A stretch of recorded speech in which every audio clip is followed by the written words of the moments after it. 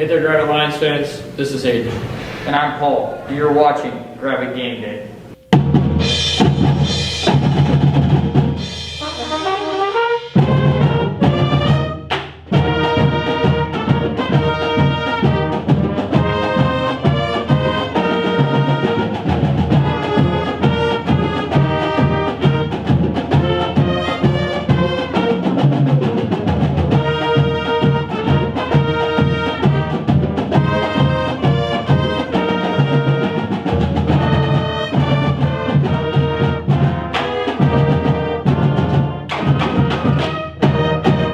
Now it's time for football recap. Last week the Lions played the Shiloh Christian Saints. The Saints scored first on a Lions punt. The Lions drove down the field on the very next drive, scoring with a pass from Cy Hoger to Trenton Durham. After that, the Saints took over and scored 39 more points. The Lions scored on the very last play of the game with a pass from Cy Hoger to his brother Rhett Hoger. The Lions played hard, but it wasn't enough for the Saints, who have yet to lose a conference game. Now it's time for football coming up. This week the Lions play the Gentry Pioneers. They are 3-3 in conference and 4-5 overall. They are coming off 3 straight losses, and the Lions are hoping to make it 4. The Lions are coming into the game looking for their 3rd win. Now we're to Paul from yesterday. What is up, guys, from the future? It is me, Paul, from yesterday, and I'm here to break down Gentry's offense.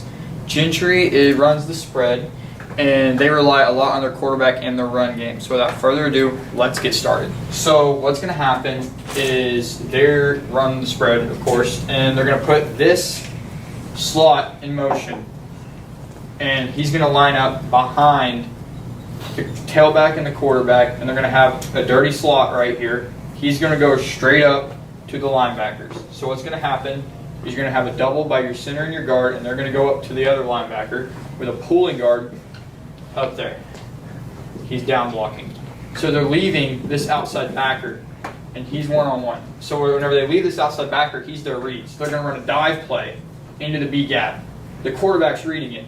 If this jack follows the run, the dive, the quarterback pulls it, and he's got this slot guy as a pitch man. But if the jack decides to go for the quarterback, the tailback gets it, and there's one less guy to try and make the play. So what Gravette can do to stop this play is they can go and they can force the quarterback to give, because the quarterback is the most athletic player on the field. Once the quarterback gives it, then after that there's no pitch, there's nothing more that these 2 players can do. It eliminates 2 players out of the play, and then it's just relying on the linebackers. Now over to Coach Bo. Well, we're not exactly where we had hoped to be at this point in the season. We felt like there's a game or 2 that we let get away. There's no doubt that we play in a really tough conference and played a tough schedule thus far. But again, outside of those 2 games, not too bad. We've competed at times, and hoping just to continue to get better every day. Well, I feel that everything that they do goes through their run game to start. And then, they're able to play action pass and throw some screen game off of that. So, we've got to really work on controlling the run, trying to get them in some long down and distance situations where we can possibly dial up some pressure or play some coverage and mix some things in to put ourselves in good situations.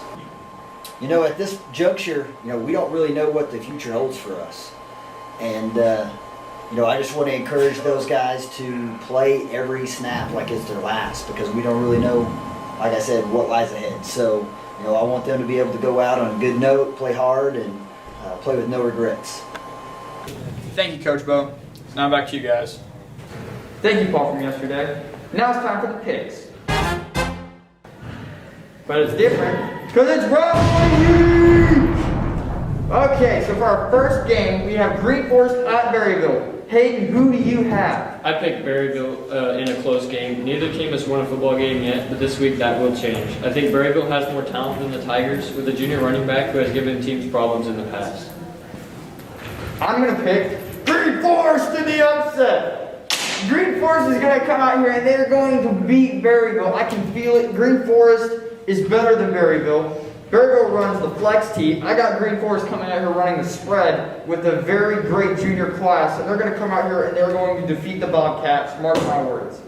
Okay, For our second game, we have Shiloh at Huntsville. Hayden, who do you have? I picked Shiloh in a blowout. The Saints have had an amazing season so far. I think they travel to Huntsville and take care of business on Huntsville senior night. Shiloh has a talented backfield with Eli Wisdom and Cam Wiedemann, both of which made unbelievable plays against the Lions last week.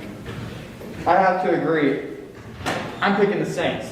Now, Shiloh has been playing very well. The defense is very sound.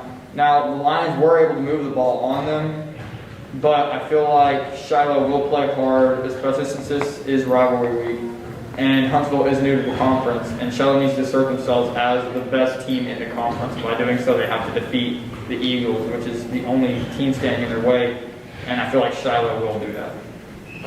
And our third game, we have Gentry at Gravette. Hayden, who do you got? I picked Gravette in a close game. This game is very important to both teams as it's the biggest rivalry in the 4A1. The Pioneers have won the last two meetings, but I think that streak ends tonight in Gravette on their senior night. I have to agree. I'm picking Gravette. It is Gravette senior night, our senior night. And I feel like every single Lion is going to come out and they're going to attack. And they are going to play the hardest football we have seen.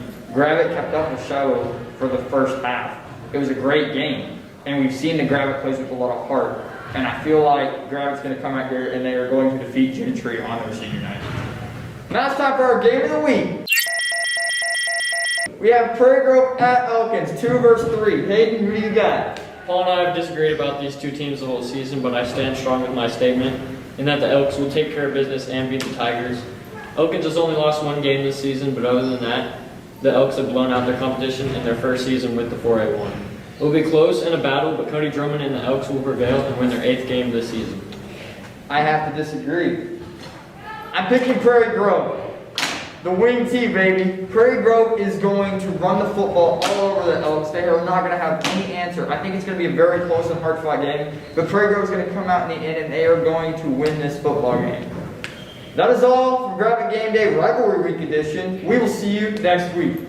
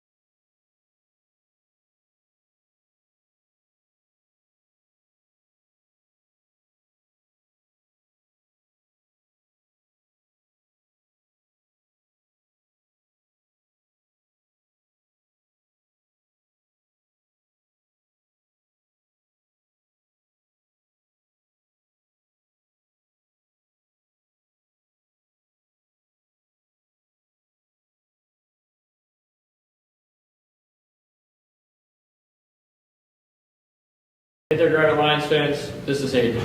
And I'm Paul. You're watching Gravette Game Day.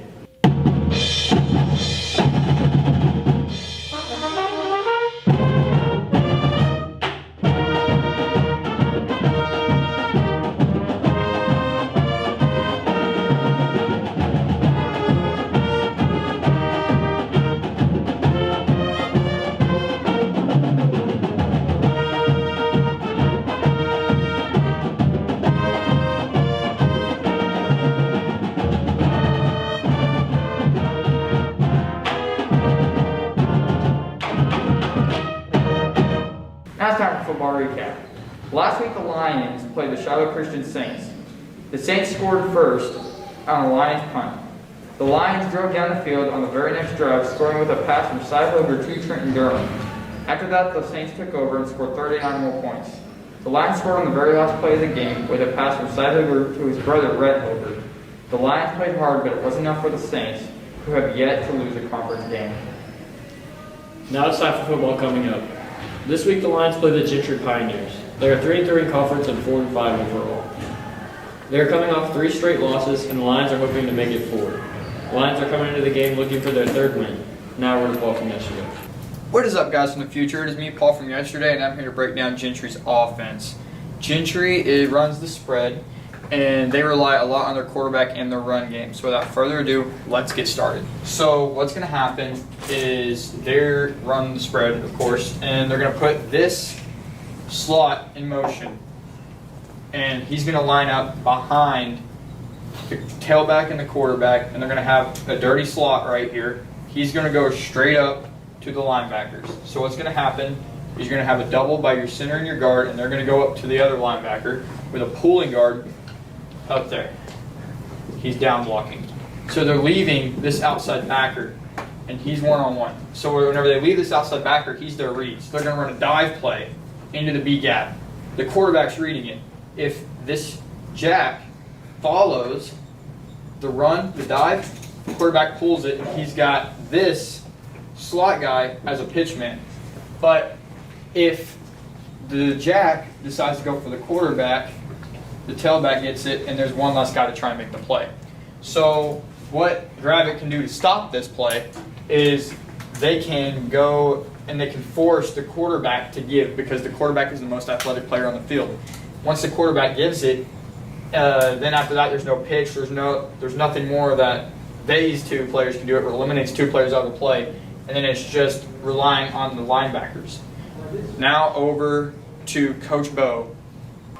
Well, we're not exactly where we had hoped to be at this point in the season. We felt like there's a game or 2 that we let get away. There's no doubt that we play in a really tough conference and played a tough schedule thus far. But again, outside of those 2 games, not too bad. We've competed at times, and hoping just to continue to get better every day. Well, I feel that everything that they do goes through their run game to start, and then they're able to play action pass and throw some screen game off of that. So we've got to really work on controlling the run, trying to get them in some long down and distance situations where we can possibly dial up some pressure or play some coverage and mix some things in to put ourselves in good situations. At this juncture, we don't really know what the future holds for us, and I just want to encourage those guys to play every snap like it's their last, because we don't really know, like I said, what lies ahead. So I want them to be able to go out on a good note, play hard, and play with no regrets. Thank you, Coach Bo. Now back to you guys. Thank you, Paul, from yesterday. Now it's time for the picks. But it's different because it's rivalry. Okay, so for our first game, we have Green Forest at Berryville. Hayden, who do you have? I picked Berryville in a close game. Neither team has won a football game yet, but this week that will change. I think Berryville has more talent than the Tigers, with a junior running back who has given teams problems in the past. I'm going to pick Green Forest in the upset. Green Forest is going to come out here and they're going to beat Berryville. I can feel it. Green Forest is better than Berryville. Berryville runs the flex tee. I got Green Forest coming out here running the spread with a very great junior class, and they're going to come out here and they're going to defeat the Bobcats. Mark my words. Okay, for our second game, we have Shiloh at Huntsville. Hayden, who do you have? I picked Shiloh in a blowout. The Saints have had an amazing season so far. I think they travel to Huntsville and take care of business on Huntsville senior night. Shiloh has a talented backfield with Eli Wisdom and Cam Wiedemann, both of which made unbelievable plays against the Lions last week. I have to agree. I'm picking the Saints. Now, Shiloh has been playing very well. Their defense is very sound. Now, the Lions were able to move the ball on them, but I feel like Shiloh will play hard, especially since this is rivalry week.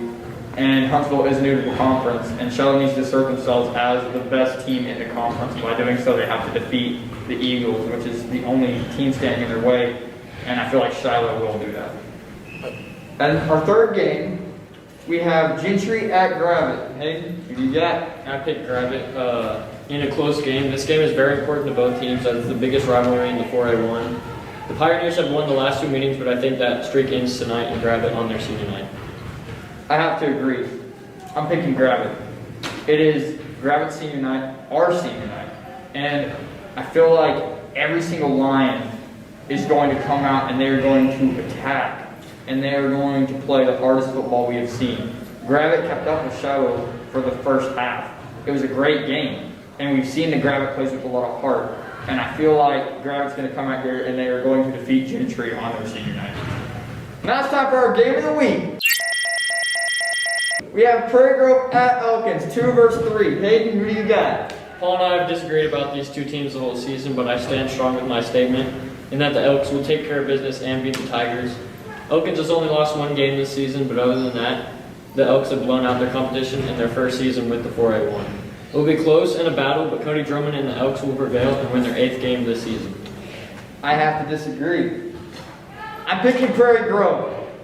The wing team, baby. Prairie Grove is going to run the football all over the Elks. They are not going to have any answer. I think it's going to be a very close and hard-fought game. But Prairie Grove is going to come out in the end, and they are going to win this football game.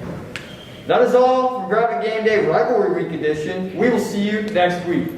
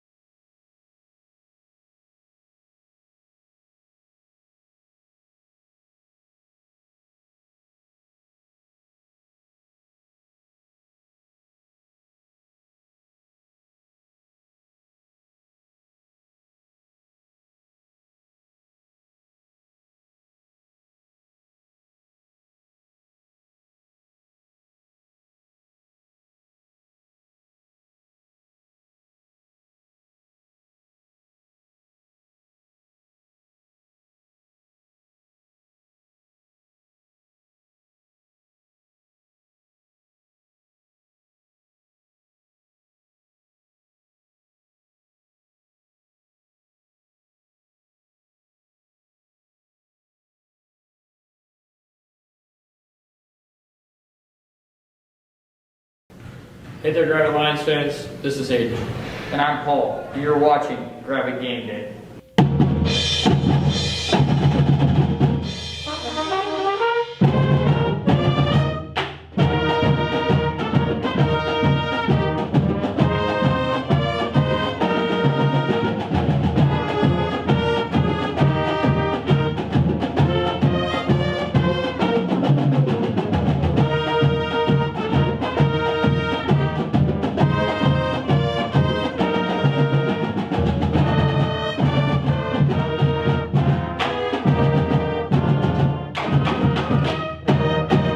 Now it's time for football recap.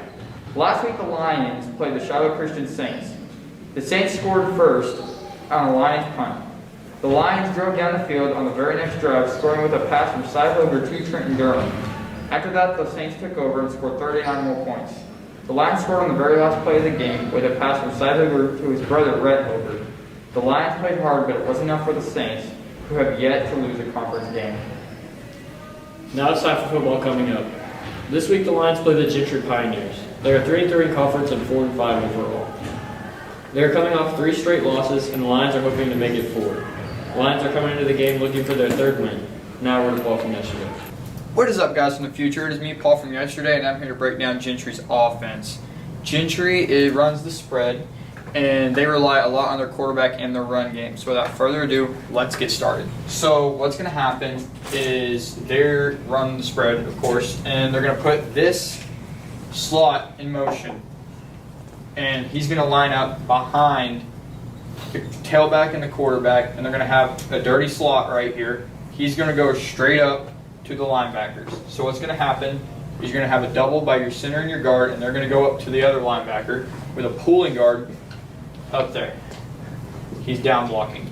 So they're leaving this outside backer, and he's one-on-one. So whenever they leave this outside backer, he's their read. So they're going to run a dive play into the B gap. The quarterback's reading it. If this jack follows the run, the dive, the quarterback pulls it, and he's got this slot guy as a pitchman. But if the jack decides to go for the quarterback, the tailback gets it, and there's one less guy to try and make the play. So what Gravette can do to stop this play is they can go and they can force the quarterback to give, because the quarterback is the most athletic player on the field. Once the quarterback gives it, then after that there's no pitch, there's nothing more that these 2 players can do. It eliminates 2 players out of the play, and then it's just relying on the linebackers. Now over to Coach Bo. Well, we're not exactly where we had hoped to be at this point in the season. We felt like there's a game or two that we let get away. There's no doubt that we play in a really tough conference and played a tough schedule thus far. But again, outside of those 2 games, not too bad. We've competed at times, and hoping just to continue to get better every day.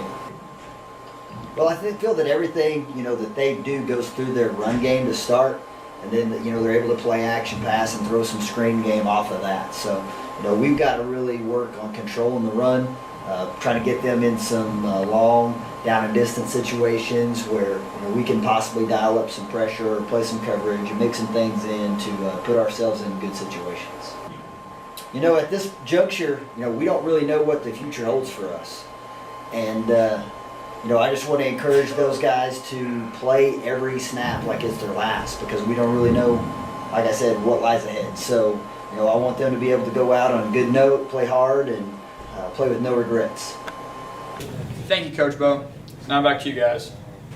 Thank you, Paul, from yesterday. Now it's time for the picks. But it's different because it's rivalry. Okay, so for our first game, we have Green Forest at Berryville. Hayden, who do you have? I picked Berryville in a close game. Neither team has won a football game yet, but this week that will change. I think Berryville has more talent than the Tigers, with a junior running back who has given teams problems in the past. I'm going to pick Green Forest in the upset.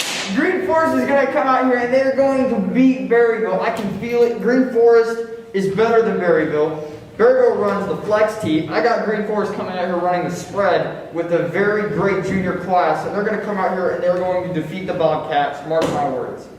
Okay, for our second game, we have Shiloh at Huntsville. Hayden, who do you have? I picked Shiloh in a blowout. The Saints have had an amazing season so far. I think they travel to Huntsville and take care of business on Huntsville senior night. Shiloh has a talented backfield with Eli Wisdom and Cam Wiedemann, both of which made unbelievable plays against the Lions last week. I have to agree. I'm picking the Saints. Now, Shiloh has been playing very well. Their defense is very sound. Now, the Lions were able to move the ball on them, but I feel like Shiloh will play hard, especially since this is rivalry week, and Huntsville is new to the conference, and Shiloh needs to assert themselves as the best team in the conference. By doing so, they have to defeat the Eagles, which is the only team standing in their way, and I feel like Shiloh will do that. And our third game, we have Gentry at Gravette. Hey, who do you got? I picked Gravette in a close game. This game is very important to both teams. It's the biggest rivalry in the 4A1. The Pioneers have won the last 2 meetings, but I think that streak ends tonight and Gravette on their senior night. I have to agree. I'm picking Gravette. It is Gravette senior night, our senior night. And I feel like every single Lion is going to come out and they're going to attack. And they are going to play the hardest football we have seen. Gravette kept up with Shiloh for the first half. It was a great game. And we've seen the Gravette plays with a lot of heart. And I feel like Gravette's going to come out here and they are going to defeat Gentry on their senior night. Now it's time for our game of the week. We have Prairie Grove at Elkins, 2 versus 3. Hayden, who do you got? Paul and I have disagreed about these two teams the whole season, but I stand strong with my statement in that the Elks will take care of business and beat the Tigers. Elkins has only lost 1 game this season, but other than that, the Elks have blown out their competition in their first season with the 4A1. It will be close in a battle, but Cody Drummond and the Elks will prevail and win their 8th game this season. I have to disagree. I'm picking Prairie Grove. The wing T, baby. Prairie Grove is going to run the football all over the Elks. They are not going to have any answer. I think it's going to be a very close and hard-fought game, but Prairie Grove is going to come out in the end, and they are going to win this football game. That is all from Gravette Game Day Rivalry Week Edition. We will see you next week.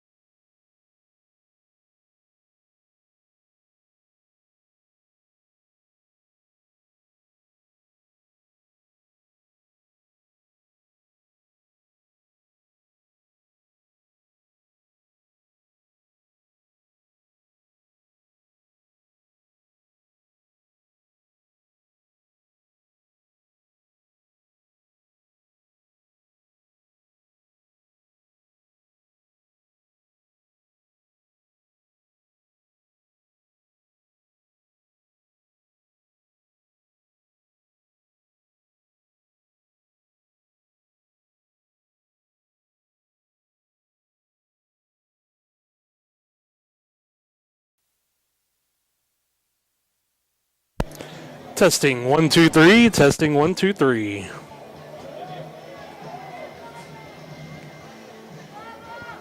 We're good.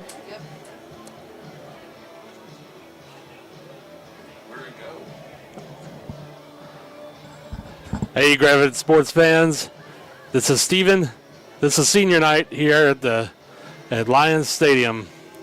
Had a nice presentation earlier out here on the field with all the seniors, football, cheer, band, a whole host of them. There'll be another senior night during the basketball season too. But it's nice to be able to honor all those seniors tonight. We're hoping that we send these seniors out with a win in the regular season against what I consider our main rival in the conference, Gentry. They're just right down the road from us. I know I get fired up for this Gentry game. I want to beat Gentry every time that we play them, and tonight we get the chance to here on senior night. So hopefully we will. If you look at the sports boards out there, Max Preps thinks this is going to be a super close game.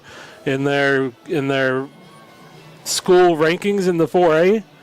They have one difference between Gentry and Gravette here. So they're ranked just right next to one another. Hootens has it a little bit further out, but not by a lot. Gentry's going to come into the game at 4-5 and 3-3 in conference. Believe we're about to have the national anthem, so I'll pause for this.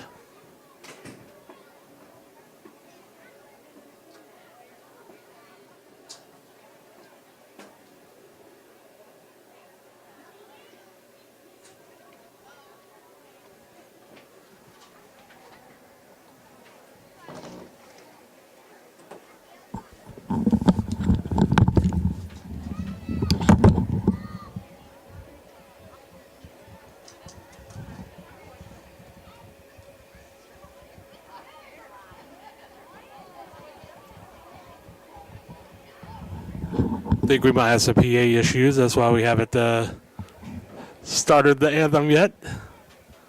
Hopefully that will be taken care of momentarily here.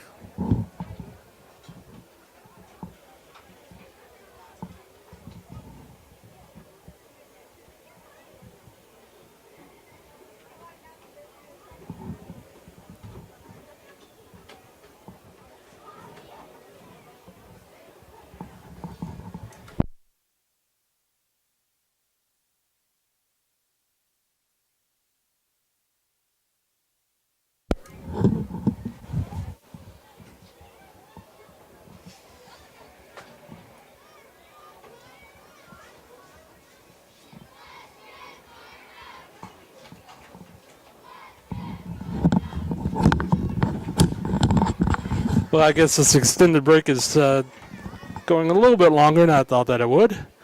Either that or they determined that they want to do the coin flip before the national anthem.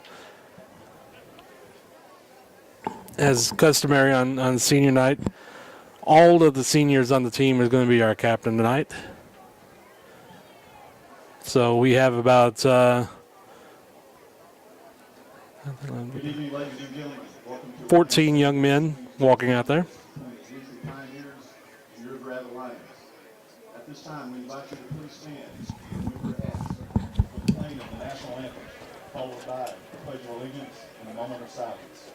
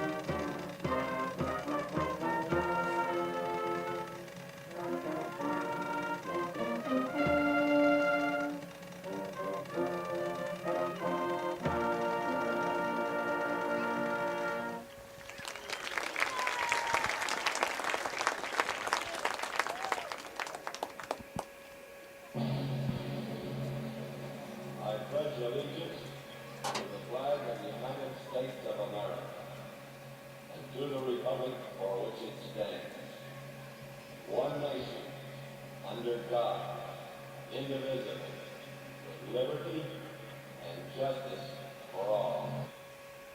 And now a moment of silence, please.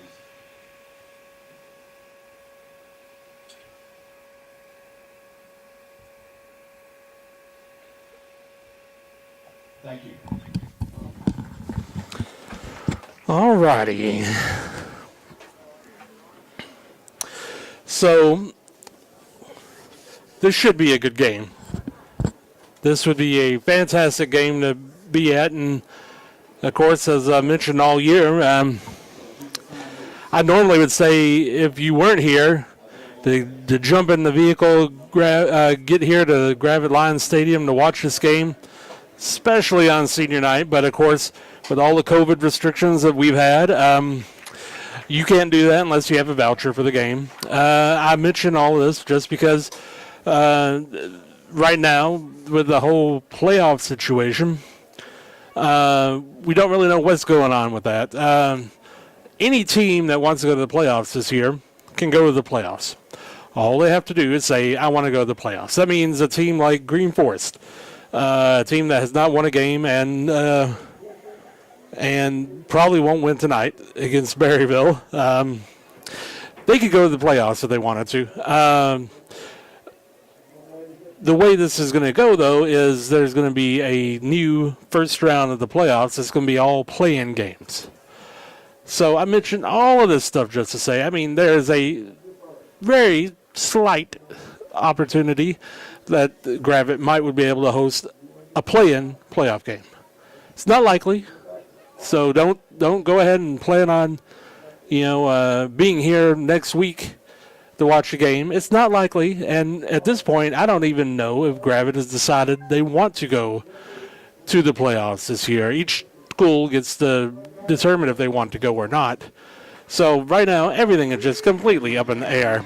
But if by some miraculous way we have a playoff game here next week, you still have to get those vouchers before the game, which could always be picked up at the high school before the game. Situations are going to be similar now that we're toward the end here we're at the end of the regular football season, and basketball season starts coming up. It's going to be similar situations with that, where you're going to have to get vouchers for basketball games if you're wanting to go to those as well. I know I'm looking forward to the basketball season just as much as I look forward to the football season every year too. So all this is just to say, come support your Gravette Athletics, but to do that, you have to get those vouchers first to be able to do so. So, as I mentioned earlier, Gentry's coming in here at 4-5, 3-3 in conference.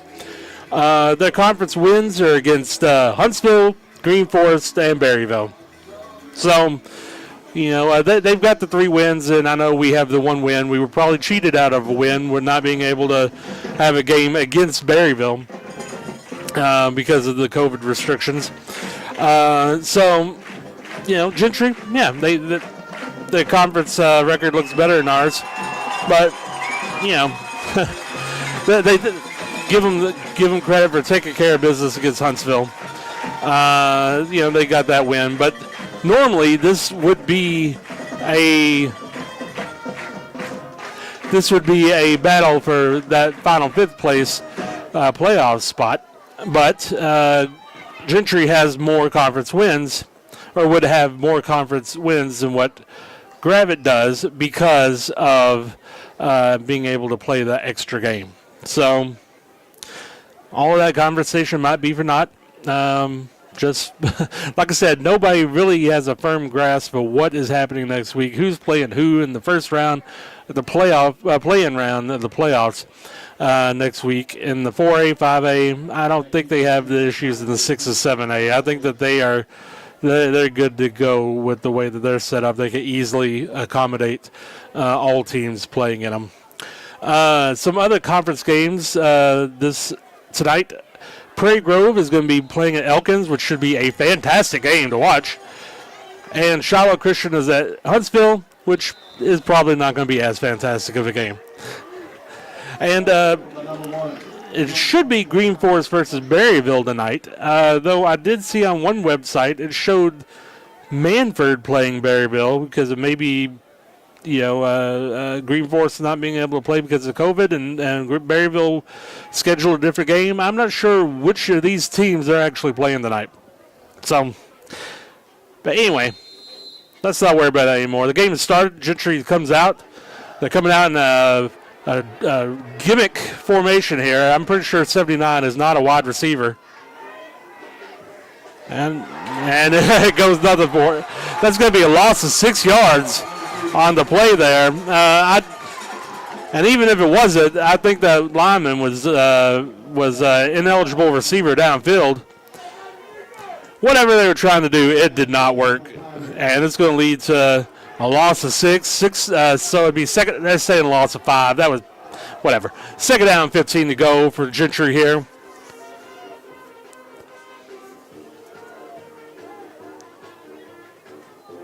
Three wide to the left. Reverse. Oh, fake a reverse. Quarterback's going to keep it. He appears to be a pretty good runner, and it appears he's going to get a touchdown. So some missed tackles on that. I think we had some opportunity there to be able to tackle him, if not at the line of scrimmage, at least really close to it. And this quarterback looks to be a good runner, looks to be a little elusive, and here we go. They score a quick touchdown. So the Gravette offense, of course, all season, we've been able to drive the ball down the field. We've been able to get yards. We've been able to score points, and I have a feeling that we're going to be able to do that tonight. So disheartening a little bit to get the early touchdown against us, but I think this Gravette offense is about to come out and get a little yardage themselves. So with 11 minutes and 6 seconds left in the first quarter, Gentry goes up 7-0.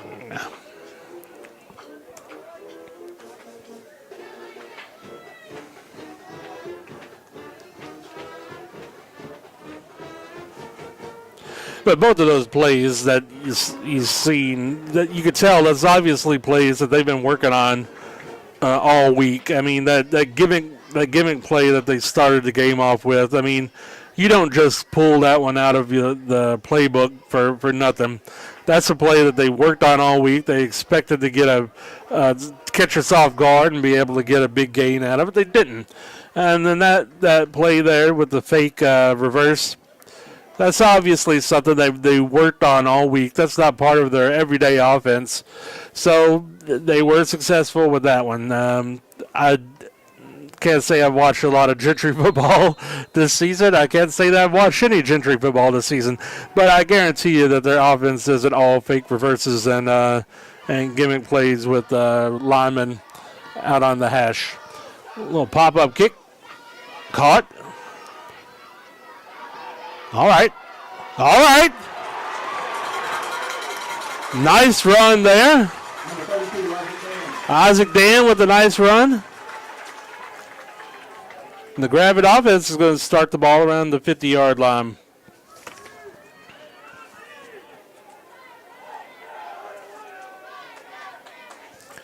It's nice to see Isaac Dan back out there. He was there at Shiloh Christian. He came out, started running the ball, and man, it's nice to see just a nice big physical back there. Carl is great, don't get me wrong. I love his elusiveness and his ability to get to the outside, but man, it's nice to see just Isaac Dan punish some people from time to time. It's going to be a pass for around 6 yards there to Carl Bartrager. Man, it's been a whole season and I still haven't got your name right. Bartrager. I apologize if you actually listen to this. But they've been running that play a lot lately, that little screen to Carl there. I've seen that a few times in the past couple games. Side back to pass again. Complete. There should be a first down there. It's the Hilger to Hilger connection. He's going to gain around 6 yards on that too, and Gravette's coming out early, passing the ball.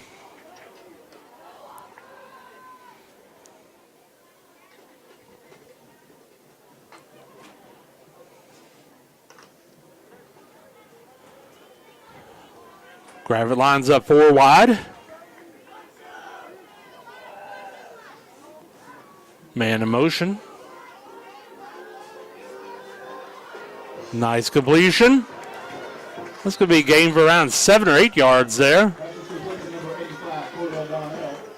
That's complete to Donnell. They're going to give him 7 yards on that.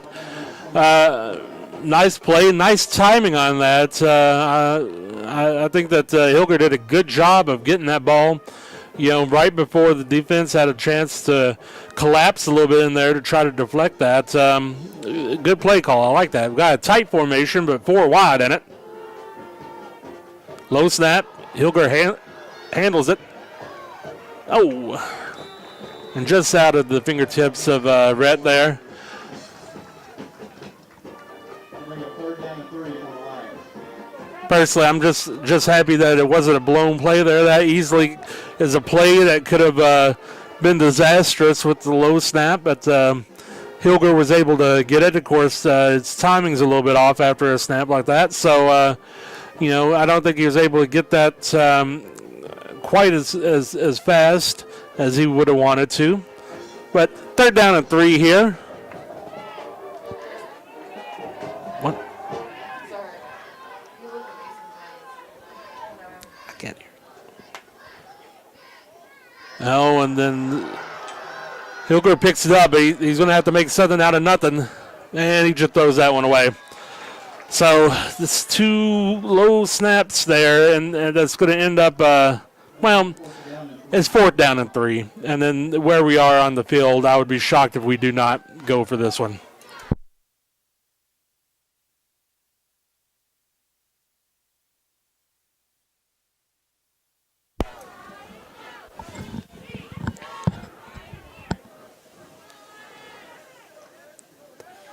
Of course, you never know with Hilger being the punter as well. We could always punt it, but I'd be shocked if we actually punted it right now. Back to pass. That should be completion. Pass completed. Gain of 7 yards there to Rhett. It was a nice safe pass. He was wide open. I mean, he had nobody around him, so Rhett just concentrated on being able to bring that in, bring that home, and go ahead and get the first down. Gravette back 4 wide. We've had nothing but passing to start the game.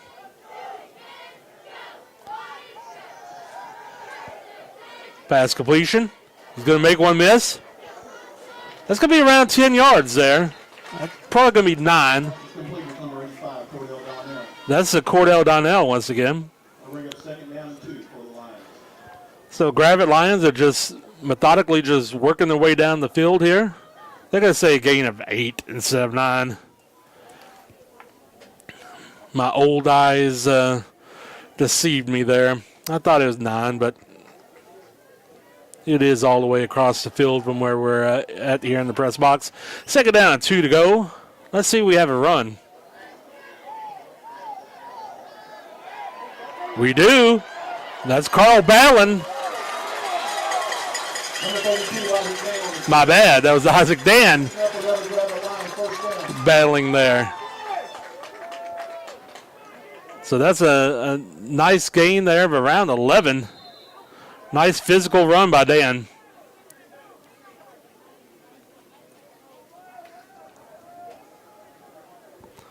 So that puts us first down and goal on the 6-yard line.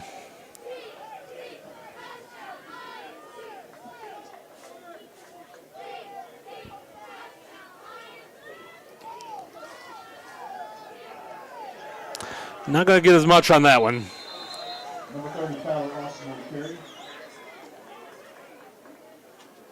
I'll bring up 2nd down for the Lions.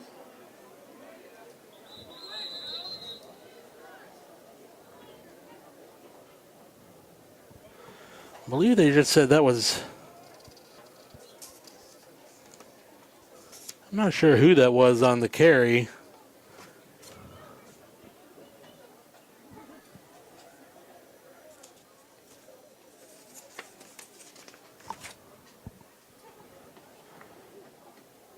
We have an injured line on the play.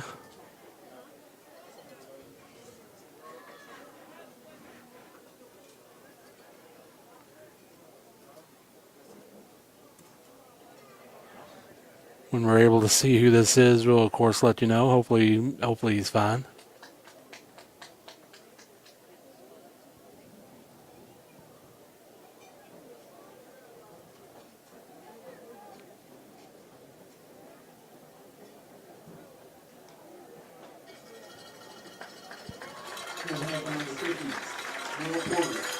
That's Will Porter.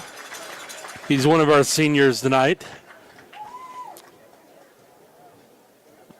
I think he's okay. He's starting to jog off the field now. Could have been any number of things, but I think he's okay. And that's obviously good.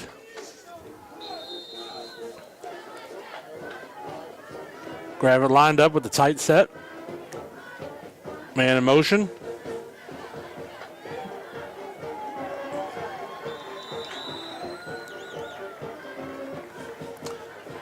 Cy keeps that one, and I think he might have lost a couple yards on that. That's going to put us 3rd down and 10, so I think he might have lost 3. This is obviously 4-down territory for us. We haven't attempted a field goal this year, and I doubt that we would be right now if we don't get this on 3rd down. So 2-down territory. Let's just get some of this yards. 4 wide. Pass complete. Oh, and that's going to be down around the 1. Pass complete to number 85, Donnell. And they ran that pass play a couple times here. So it's been successful. 4th down and 1 to go. And this is where Gravette last week against Shiloh, we just couldn't punch it in. I don't think this defense is as good as Shiloh. I'd like to see us get this punched in right here in the end zone. And let's answer their touchdown. Quarterback sneak. That's good. He's in. Touchdown. The Gravette Lions take their time, work their way down the field, and they're able to punch it in at the end zone on the 4th down play. 4th down and 1. Nice determination and grit, and of course, Gentry likes to run their foo-foo plays there to begin the game. Well, we have our little 2-point conversion that we do here. Don't think he got in, though. But with 5 minutes, 45 seconds to play in the first quarter, Gentry 7, Gravette 6.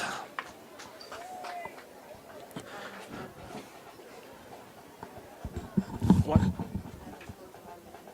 Ladies and gentlemen, the Gravette Athletic Department is Flicking? Ozark Community Hospital for this report. The Gravette Athletics and student athletes. We are appreciative of our athletic trainer, Preston Gibbs. We apologize. The time might be a little bit off or glitchy on the stream tonight. That's okay. I'll try to make sure that you know how much time's left in the quarter and the half, the game, all of those things.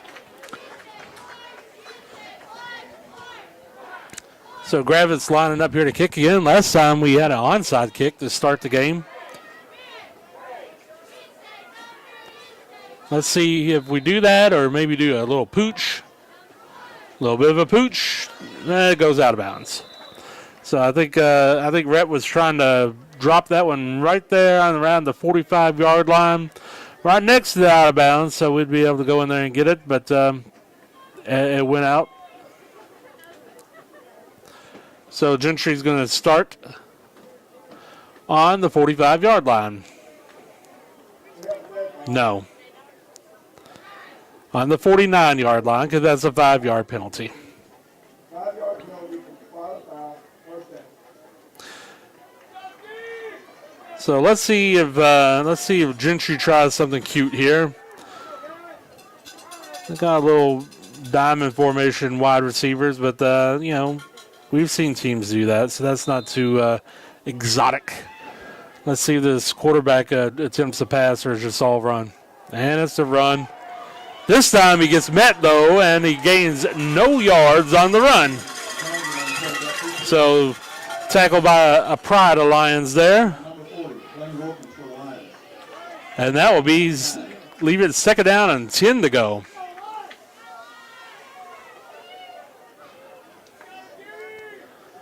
They're lining up 4 wide. Quarterback fakes the pitch. He wants to take it again. And the Lions want to bring him down again. He picks up maybe 2 yards, but once again, a host of Lions are there to meet him. That's going to lead us to 3rd down and 7. Brought down by number 40, Lane Wilkins. And the line destruction crew is in heaven because this is the down a distance that they like to. I never could get stuff that rhymes with 7 besides heaven. Now they draw us offsides. So they'll put it at 3rd down and 2 to go. So 3rd down and 2, the line destruction crew are out to bust on through. It's a little easier to rhyme with 2s than the 7s there. They do what they've been doing pretty much all night here. It's going to be a quarterback sneak. He might fake something, but he's being stingy with that ball. They line up an I, though, which is interesting. That's a pitch. I think we had a chance, but props to the running back. He took the right cut that he needed to there in the right avenue and was able to pick up the 1st down. So if he kept on trying to bounce that onto the outside, I think the Gravette defense would have been able to take him down. If not for a loss, I think he wouldn't have got the 1st down. But he made that right cut to the inside and was able to get the yards that he wanted to. So that's going to put it 1st down at 10 for the Gravette Lions. 3 wide, 1 in the backfield. This time the quarterback hands it off. It's going to end up picking up around 9 yards after being touched in the backfield there. The Gravette Lions there, a couple times here that we've had some of these Pioneers in the backfield, but not been able to wrap them up or at least slow them down enough for the rest of the defense to catch up there and tackle them. So hopefully that's something that we correct a little bit more as the game progresses. 4 wide. Back to pass. He puts a duck in the air. I think that's an interception. That's an interception. Of course, we have a little tough sledding there, getting the ball now on the 1-yard line, but I'd rather have that than a complete pass for a touchdown. Great job by Cy Hilker with the interception. That ball was a little soft, a little flat, and kind of floated in the air forever. If you're wanting to complete a pass on something like that, you gotta have a little bit more juice on that ball than what the Gentry quarterback put on it. So the Gravette defense steps up. And now it's time for the offense to at least give us a little breathing room here with the ball on the 1-yard line. I doubt you're going to see anything too crazy here. Probably going to see just pounding the ball up the middle trying to get some yards.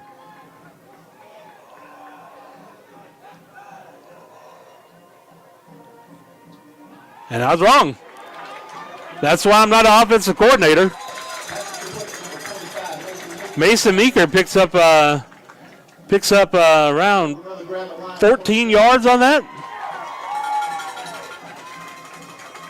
So make that 13 yards. Great job there. I think at least me and obviously the Gentry defense thought that we were going to try to run the ball there to get a little bit extra yards from the end zone, but go a little unconventional and gets the 1st down. I like it. 4 wide again. Cy's looking. Oh, he's got Rhett open. Oh, right off his fingertips. I think that's the Hilker brothers, though, playing a little backyard football there. All the wide receivers had kind of up and out routes, and nobody was open, and Rhett just took off down the field, just a straight line down the field, and I'm sure they've done that a few times in their backyard, and Cy just laid that out for him.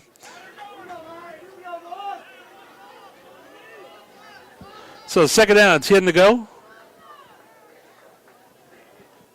Hands the ball off. Carl's bobbing and weaving. He's going to pick up around a yard, though.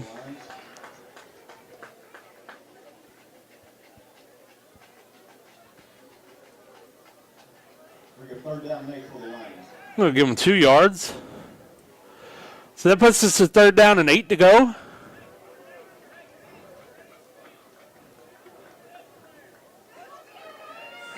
Let's see if Gravette is able to get this 1st down. Fakes the handoff. Nice quick snap pass. And there goes Cordell Donnell.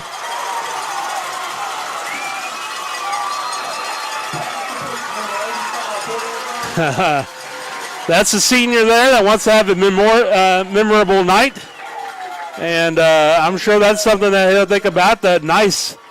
Let's see. I have to do the math to figure out how many yards that is. Around a 48-yard pass completion.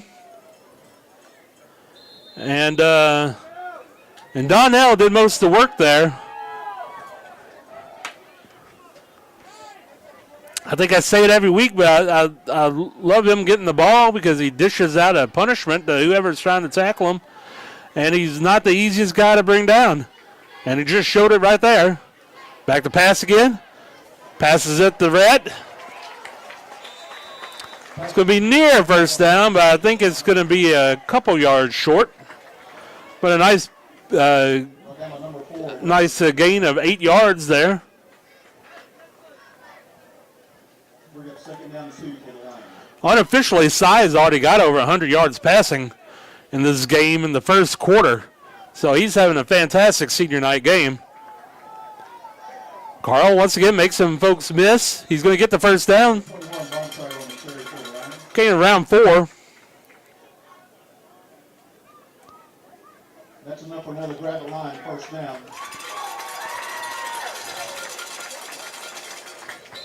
So Gravette Lions once again marching this ball down the field. Mainly through the air, but a little bit on the ground too.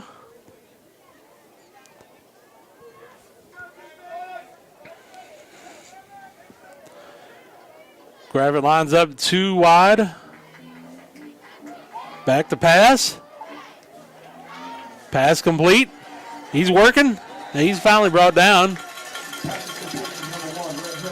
That's gain of around 5 yards there to Rhett.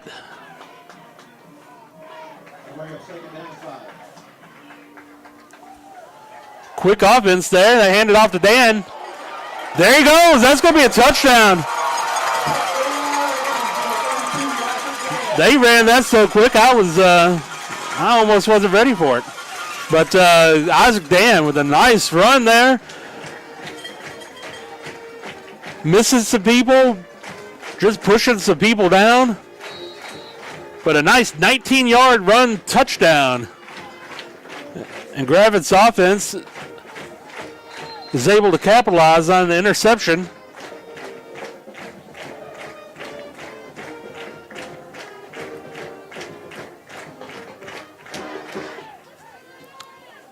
Not really sure what the stop and play here is.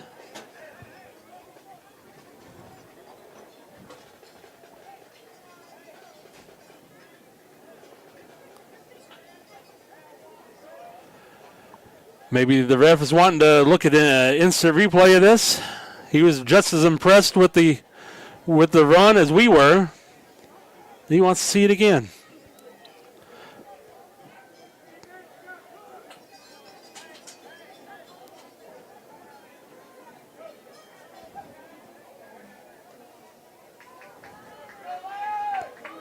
Going for the 2-point conversion here.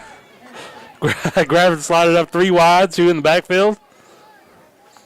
Let's see what they do.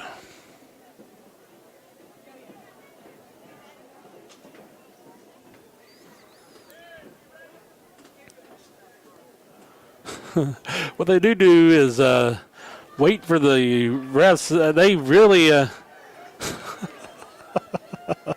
have no idea what's going on here, but they are really drawing out the anticipation for this 2-point conversion. All right, the commercial's over on TV. We can start now. Low snap. Yeah. Fumble snap. So not the 2-point conversion is no good, but with 21.3 seconds left in the first half, Gravette goes up 12-7 over the Gentry Pioneers. Those dastardly Pioneers from right down the road. I will say this is the most fans I've seen in the other side of the field with the opponents. Gentry packed the house.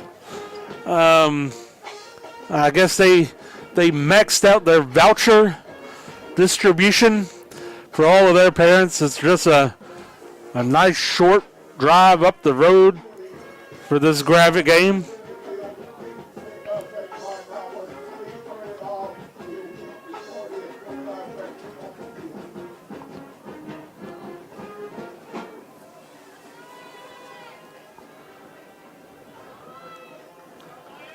And the Lions are lining up.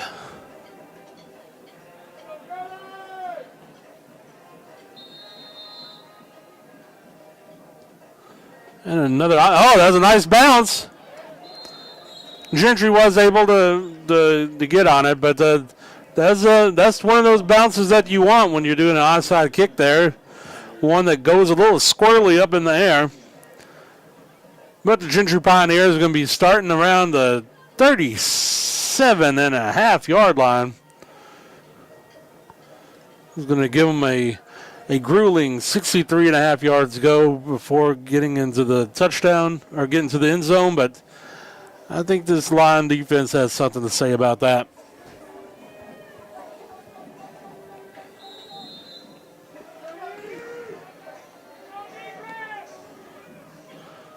All right, he fakes it, and he runs. He's going to pick up around 7 on that. Zach Jones is playing there for the Pioneers.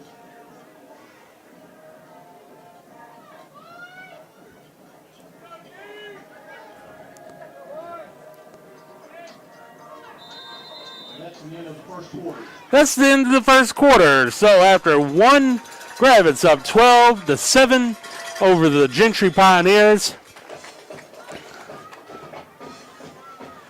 And in case you're wondering, just like I am, Gravette after one quarter already has 117 yards passing unofficially.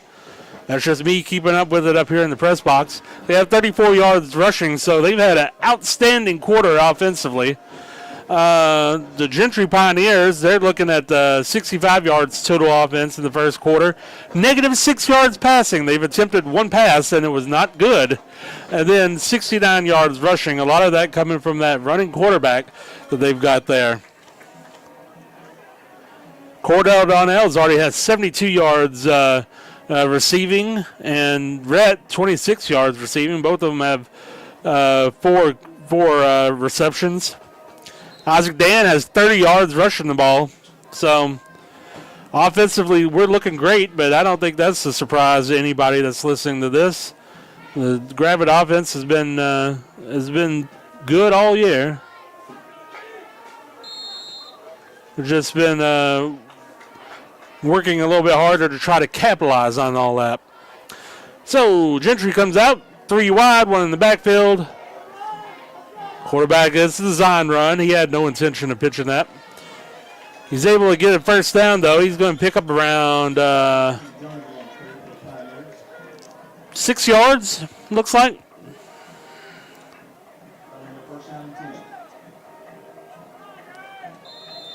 I don't know if you could hear it through my microphone or not, but apparently Gentry didn't know that we would have a band here, and they brought their own piped-in music that they play off of stereo over there. That's their band. So somebody could have went down there and told them, we got a band. We don't need them to play Land of a Thousand Dances. We've got that one covered. It's going to be a 5-yard penalty. Encroachment. That's the second time that quarterback's been able to draw us offsides tonight. Handoff. going to pick up around 4 yards on there. That was a tough run. Tough run by their running back there.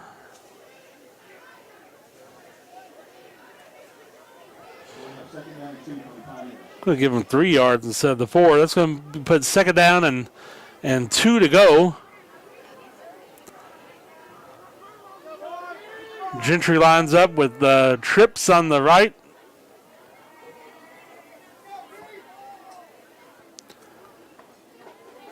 The one on the far hash, running back. Hands it off. He makes a good cut. We end up picking up around 12 yards on that run.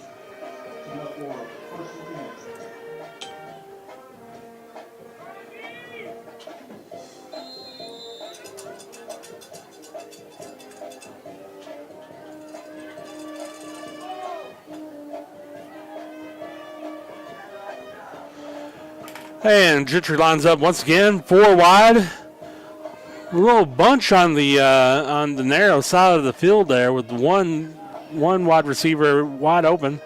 Quarterback run, but he is dropped. So I don't think he picked up anything on that. In fact, they're showing that's a loss of around a half a yard. But nice play on defense, bringing the wood.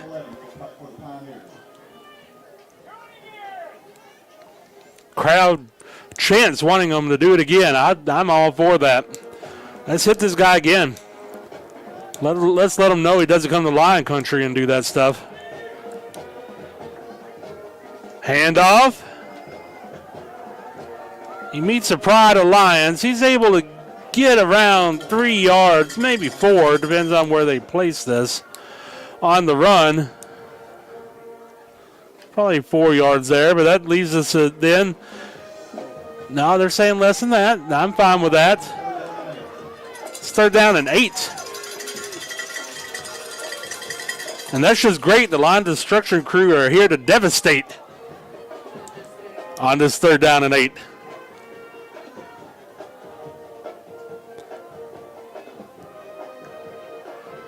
They're going to hit him so hard, the rent check's going to be late on 3rd down and 8. LDC. Set up a screen and good. Nice.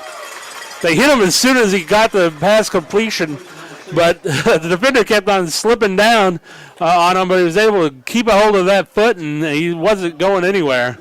Loss of a yard on that pass play. It's 4th down and 9. I doubt that they have a field goal kicker that's going to come out here and kick one in from this distance, so they're going for it. 4 wide. Tried to draw us outside to begin with.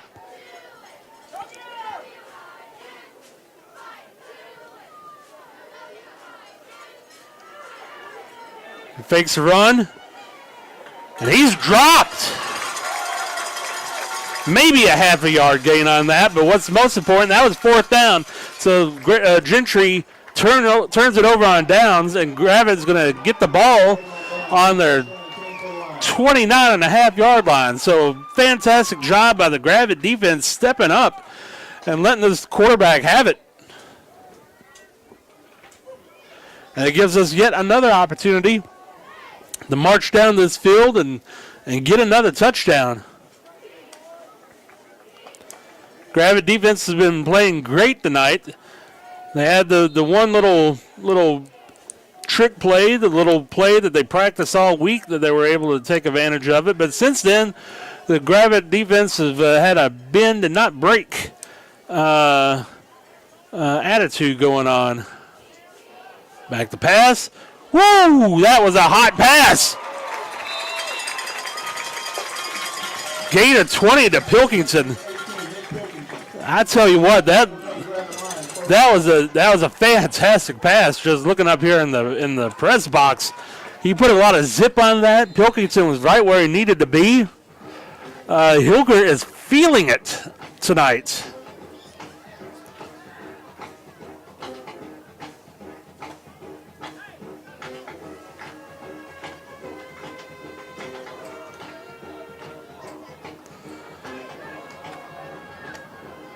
Gravette lines up 4 wide, 1 in the backfield. We've been airing it out and might as well keep doing it.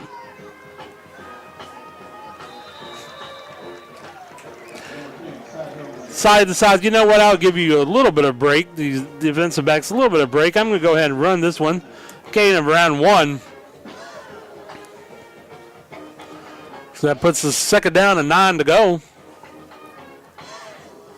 But Gravette's passed into the Gentry half of the field here. Surpassing the 50-yard line. 4 wide.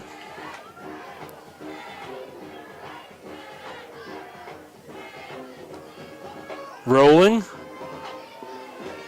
Another nice pass. Wow. That's the Hayden Knox. That's going to be a gain of around. That's a gain of around 17, and I'm telling you what. Hilger is on fire tonight.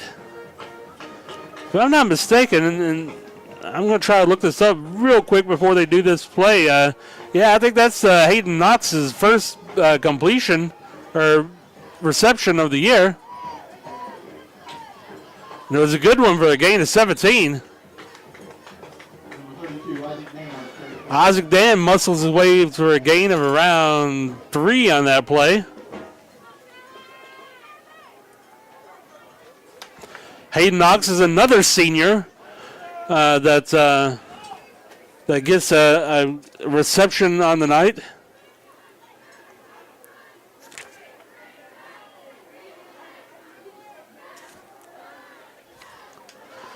Gravette lines up 3 wide.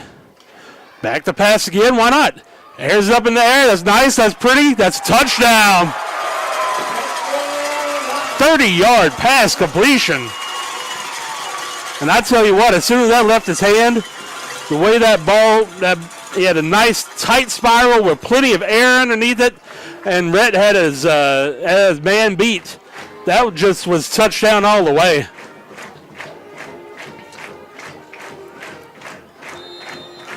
So the Gravette passing offense is on fire tonight. All right. Did not get the 2-point conversion, but give them the points for creativity on that one. I like that. So with 5 minutes and 47 seconds left to go in the half, the Gravette Lions are up 18-7 over those dirty old Gentry Pioneers.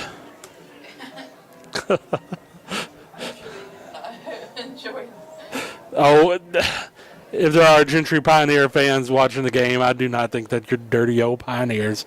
It's senior night. It's the last game here. We're a little loose in the press box tonight, and this is a rivalry game.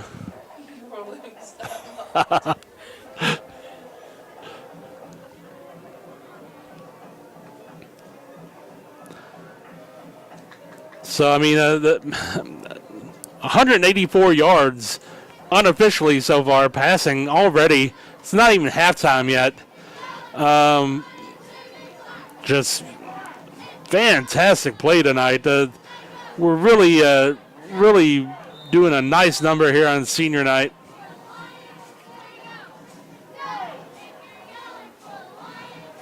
And there's the ball right in the middle of nowhere. They pick it up. Oh, if he could get this corner. And he's finally brought down at around the 44-yard line. So good job by that young gentleman being able to get off to the edge there and get some good yards on that squib kick that we do. So Gentry Pioneer is going to start on the Gravette 45-yard line. They do have good field position. Gravette defense has been stingy, opportunistic, and been able to make the plays when we need to.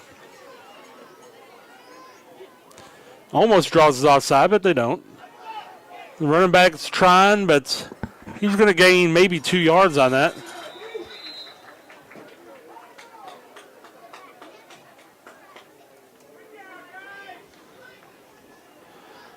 Make that 1 yard.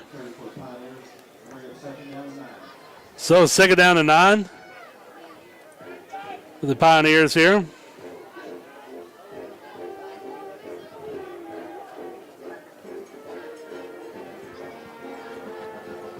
Clock is ticking down. We're right at about 5 minutes left to go in the half.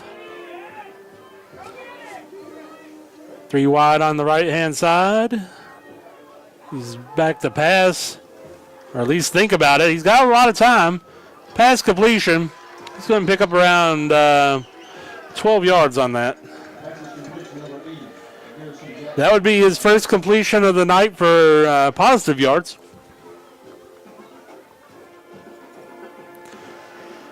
But it does give the Pioneers 1st and 10 on the 37.5-yard line. This Gentry is a team that's able to score points, so they're not going to just sit here and stick around at 7 points. They can score the ball just like Gravette does. So it'd been foolish to think that they wouldn't be able to march down the field some here. Gain of around 2 yards on that pass play.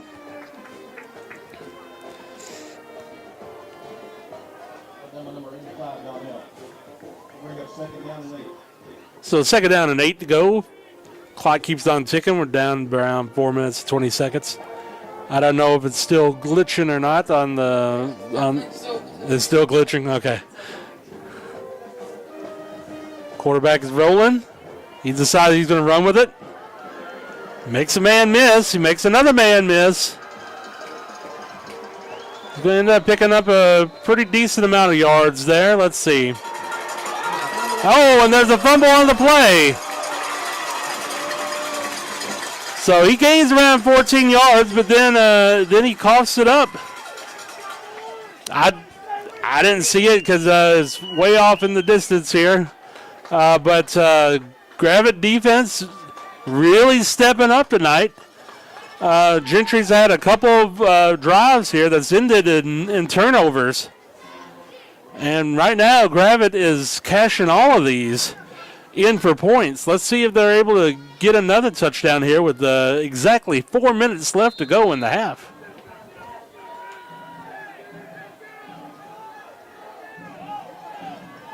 Gravette 4 wide again, 1 in the backfield. Low snap. Pass complete to Donnell, and he's got a lot of open air. He's going to gain around 15 yards on that.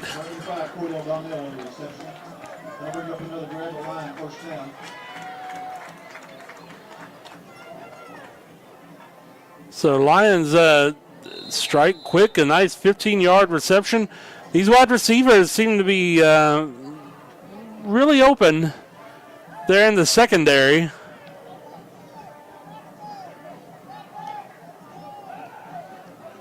Pass complete. Or did he? Incomplete. So even if he was able to hang on to that, looking at a minimal gain there. So that's going to put us to 2nd down and 10 to go.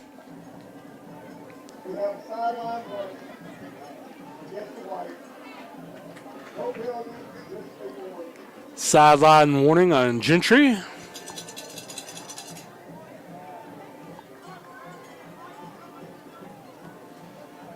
Of course, the first time is only a warning. No penalties on that. Pioneers got a little excited. 5 wide.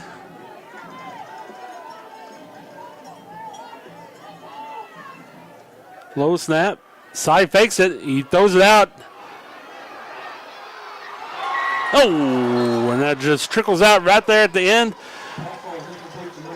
I think that's another instance of the Hilger boys just playing backyard football there. But Rhett was covered pretty decently on that by the Gentry Pioneers. It would have been a tough catch for him to make. He had a defender that was on him. Didn't have a lot of separation on there. I think that Cy was wanting to get a little bit more separation with that pump fake, but they didn't bite on it. So that puts us to 3rd down and 10 to go.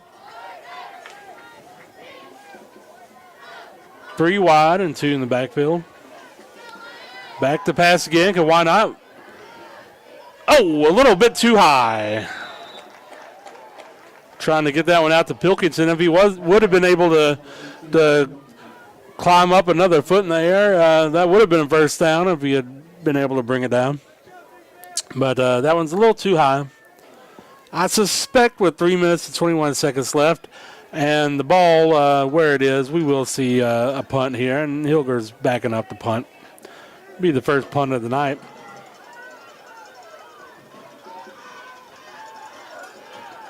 Low snap.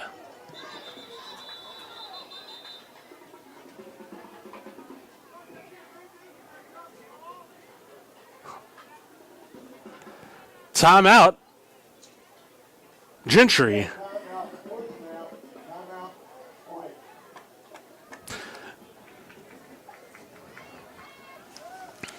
So, yeah, I'm not sure why Gentry. I mean, maybe they were lined up to try to play defense, thinking that we might actually run a play on the 30-yard line, on our 30-yard line on 4th down. And they wanted to have the opportunity to have somebody back there to field the kick. I'm not sure what the rationale here is. But they apparently got the timeout before the kick went off. And, of course, now they do have somebody back there to field the kick. That's their quarterback. The 1 week I don't bring a roster to see who this guy is. But, yeah, their quarterback who's been running the ball all night, he's back there to receive this punt. I suspect with how elusive he's been in the backfield, he probably would be an elusive punt returner too.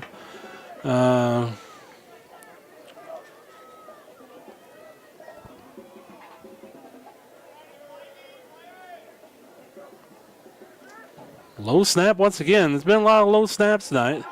Pretty good kick. That's going to take a roll, a nice lion roll. We'll go down to the 27-yard line. I don't know if it really made much of a difference that timeout. I think the ball was going to land about right there on that first kick that they called the timeout before. So basically they just ended up wasting the timeout. But that's fine with me. It's their timeouts. They can do what they want to with them. Nobody's telling them to call timeouts.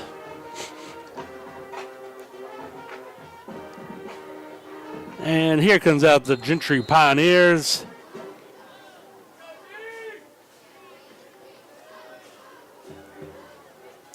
Too wide. Man in motion. High, ball's on the ground.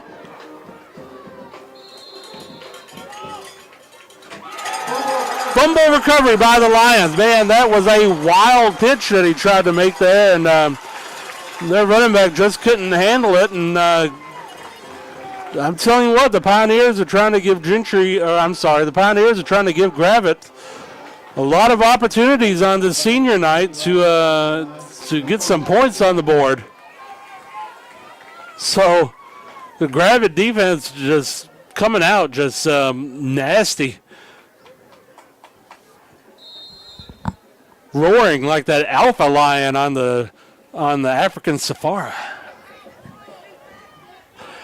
3 wide, 4 wide make that. Man in motion, low snap again. Ball's handed off. That's to Carl. He's going to pick up around 5 yards.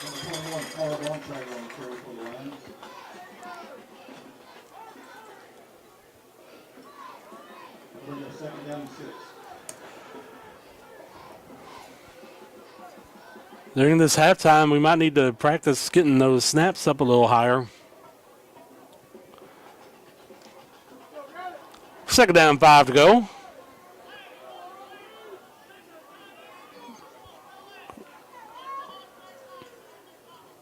Man in motion. Hands it off. That's a Trent Durham. I think that's going to be a first down. It looks like it from here.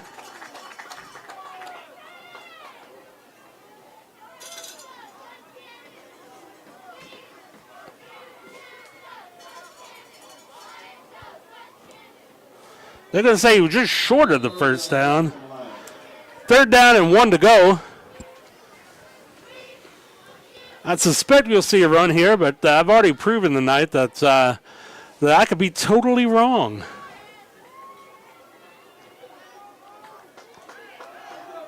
Regardless, it's 2 down territory. If we wanted to try to get a pass in the end zone right now, we could. But we still would have that 4th down. Side's going to keep it. He's got a little space. Cuts the corner. But most importantly, he picks up that 1st down. He's going to pick up around 4 yards on that.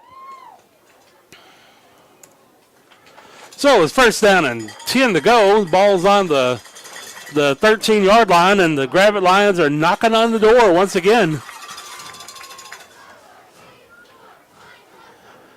They're knocking on touchdown door. 3 wide. Handoff. Oh, yeah, you weren't stopping Dan on that. 13-yard run by Isaac Dan. And Gravette gets another touchdown. I said this last week in the Shiloh game. I just can't help to think how this season might have been a little bit different with Dan in these games. I mean, he's a good runner. He's a nice big back. I mean, and he's really looked impressive these past 2 games.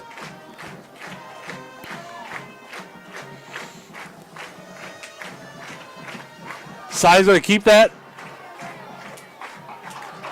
2-point conversion, good. And with 1 minute, 24 seconds left in the first half, the Lions go up 26-7 on the Gentry Pioneers.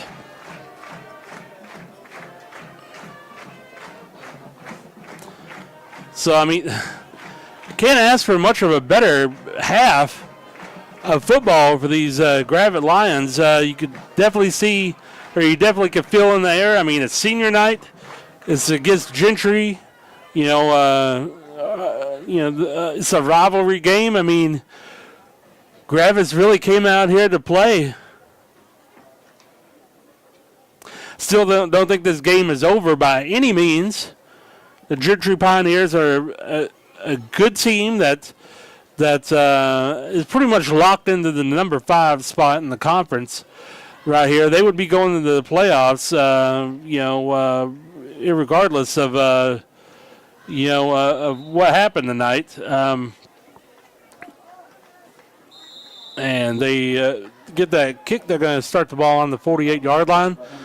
So it's not like we're playing, and no offense to the Green Forest team or the Huntsville team, it's not like we're playing one of those teams tonight. We're playing a playoff team tonight, and we are really showing out a little bit. Right now, Hilger, unofficially, looking at 199 yards passing. He almost has 200 yards passing in one half a play. There's a lot of quarterbacks in high school that would like to have that in a game, 2 games. There's the pitch. Gravette defense takes him down. He picks up maybe 3 yards on that.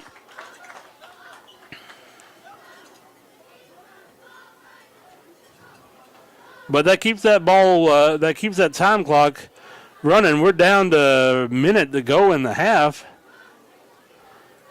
I mean, this team has around 7 yards passing right now. They're obviously, I mean, they have all these 3 wide sets and 4 wide sets, but I guess they don't really have that much confidence passing the ball. And brought down, and not after a gain of around 29 yards there. I think I might have started talking a little bit too soon about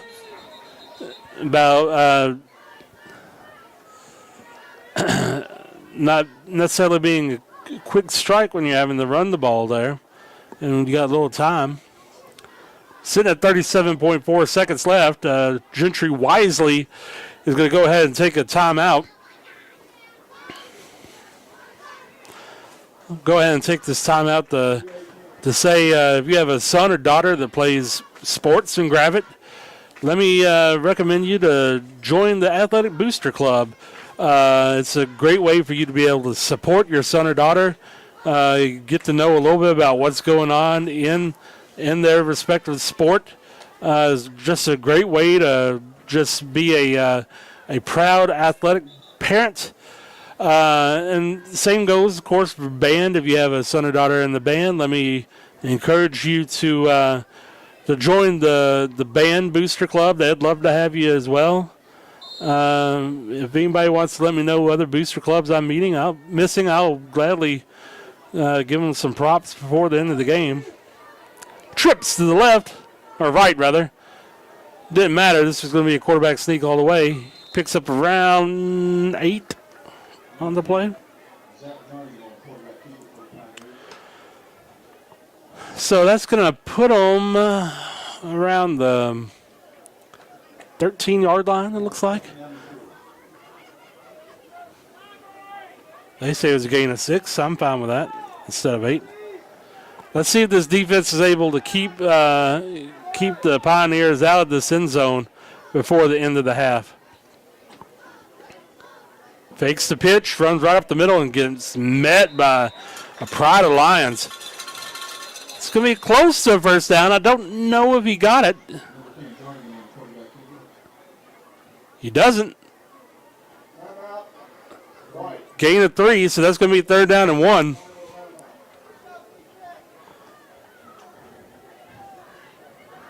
The line destruction crew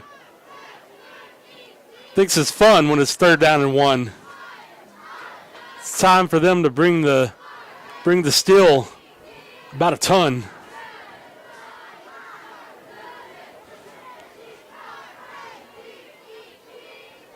.7 seconds left to go in the half here, and Gravette Lions are trying to prevent the Gentry Pioneers from getting in the end zone.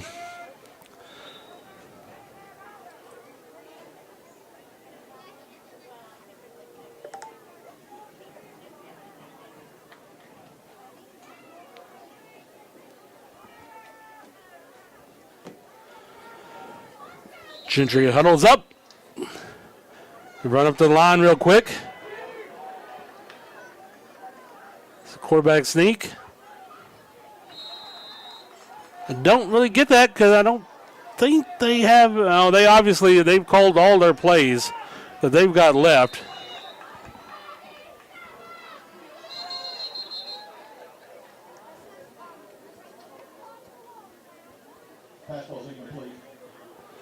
So, and they just spiked that after the gain of around 5 on that quarterback sneak there. 2nd and goal, the ball's on the 6-yard line. 16 just flat up seconds left to go in this half.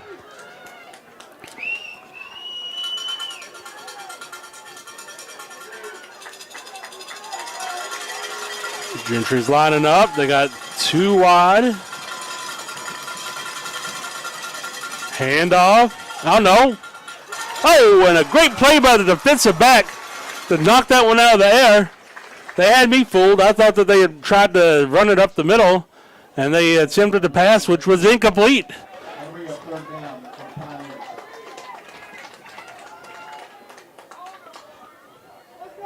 So it's 3rd down, and I guess 3rd down and 5 to go.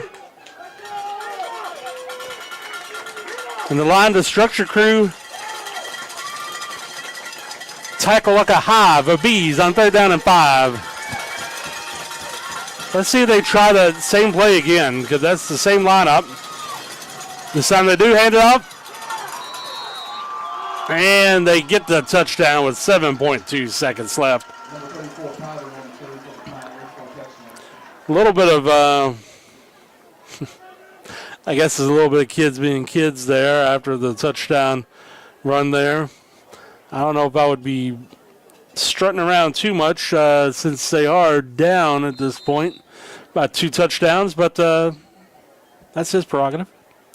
Everybody's glad to get a touchdown. That's a high snap, but their placeholder is able to get that, and they get the they get the kick down. So with 7.2 seconds left to go, the Gravette Lions are up 26-14 over Gentry. And I'll tell you what, the radio they have over there with the Gentry band, we probably weren't going to be playing this song tonight in the Gravette band, the Gentry fight song. Don't think we have that one in our repertoire. So they could have brought that CD here and played the fight song. Hopefully very few times. But all the other songs that they're playing on there, I think we got it covered. So 7.2 seconds. I doubt we're going to see anything here. But, with the way that we've been passing the ball tonight, maybe we air it out. Probably not. I mean, that's just me pretending like I'm playing football on the PlayStation or something. Airing it out with 7.2 seconds left to go in the half. That's silly.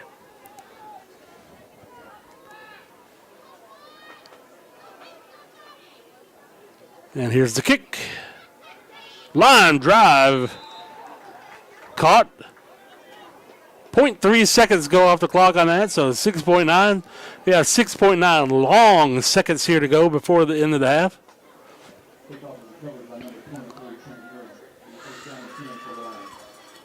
Maybe we do line up in that Hail Mary formation. Maybe we see a hook and ladder play.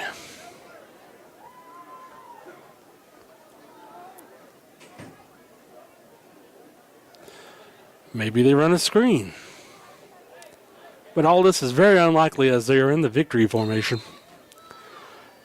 It would be a shock.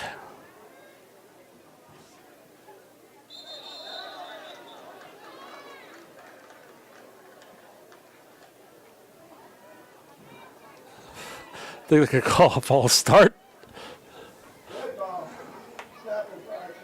Snap infraction. All right, well. So first down and 15 when we weren't really going to be doing anything. I'm not sure what the ref just said there. And we kneel it down. That's good. I don't know why they stopped the clock.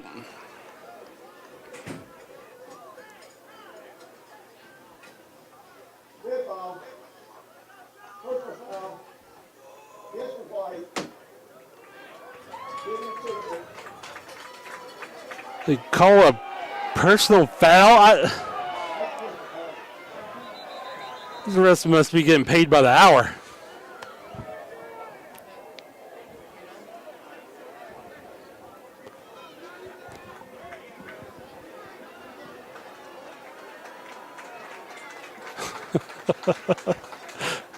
And I guess are they waving off the personal foul? I don't know what's going on.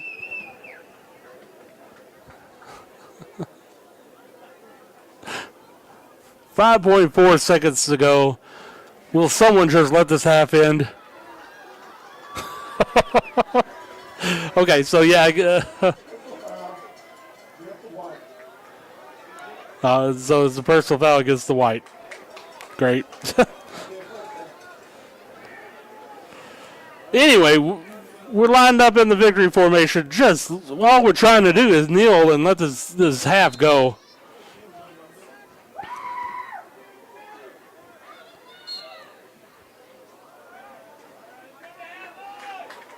And that's the end of the half. So with one half played, the Gravette Lions up 26-14 over the Gentry Pioneers. Officially, we got 199 yards passing, 64 yards rushing, and just a great half of football.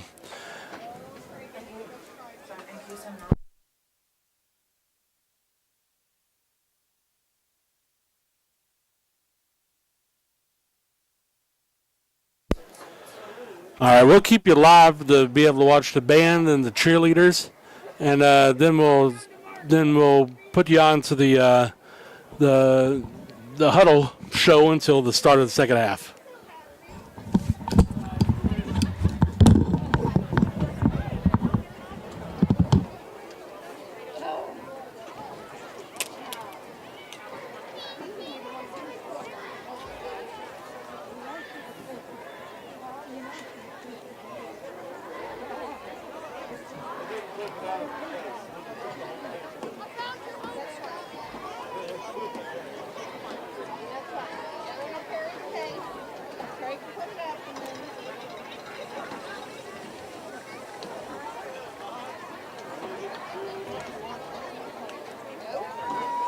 Ladies and gentlemen, welcome to the field, your Gravette High School cheerleaders.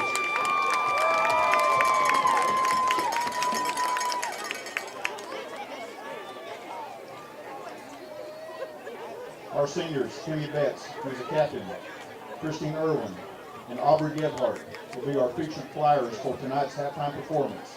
Ladies, the music is on.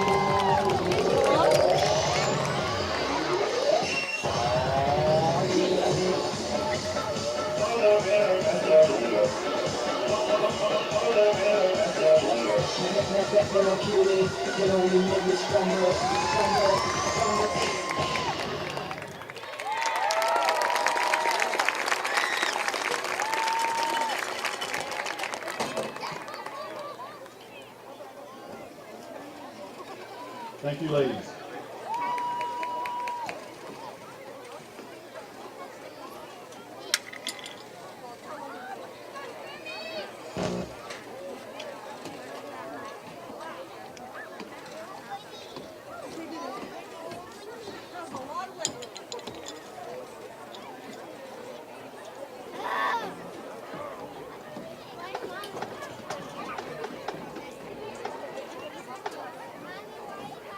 Please welcome to the field your Gravette High School marching lions.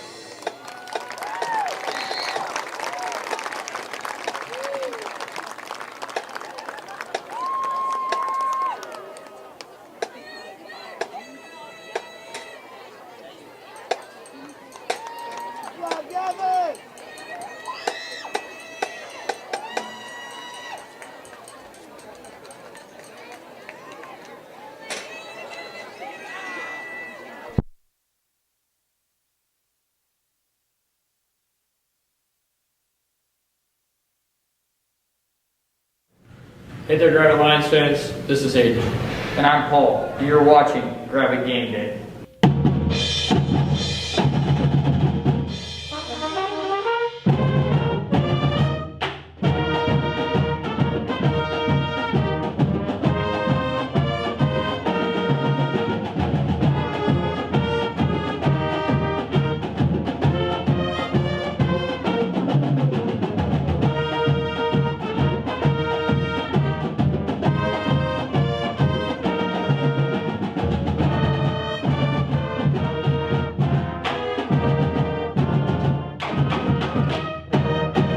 Now it's time for football recap. Last week the Lions played the Shiloh Christian Saints. The Saints scored first on a Lions punt. The Lions drove down the field on the very next drive, scoring with a pass from Cy Hoger to Trenton Durham. After that, the Saints took over and scored 39 more points. The Lions scored on the very last play of the game with a pass from Cy Hoger to his brother Rhett Hoger. The Lions played hard, but it wasn't enough for the Saints, who have yet to lose a conference game. Now it's time for football coming up. This week the Lions play the Gentry Pioneers. They are 3-3 in conference and 4-5 overall. They are coming off 3 straight losses, and the Lions are hoping to make it 4. The Lions are coming into the game looking for their 3rd win. Now we're to Paul from yesterday. What is up, guys, from the future? It is me, Paul, from yesterday, and I'm here to break down Gentry's offense. Gentry runs the spread, and they rely a lot on their quarterback and their run game. So without further ado, let's get started. So what's going to happen is they're running the spread, of course, and they're going to put this slot in motion.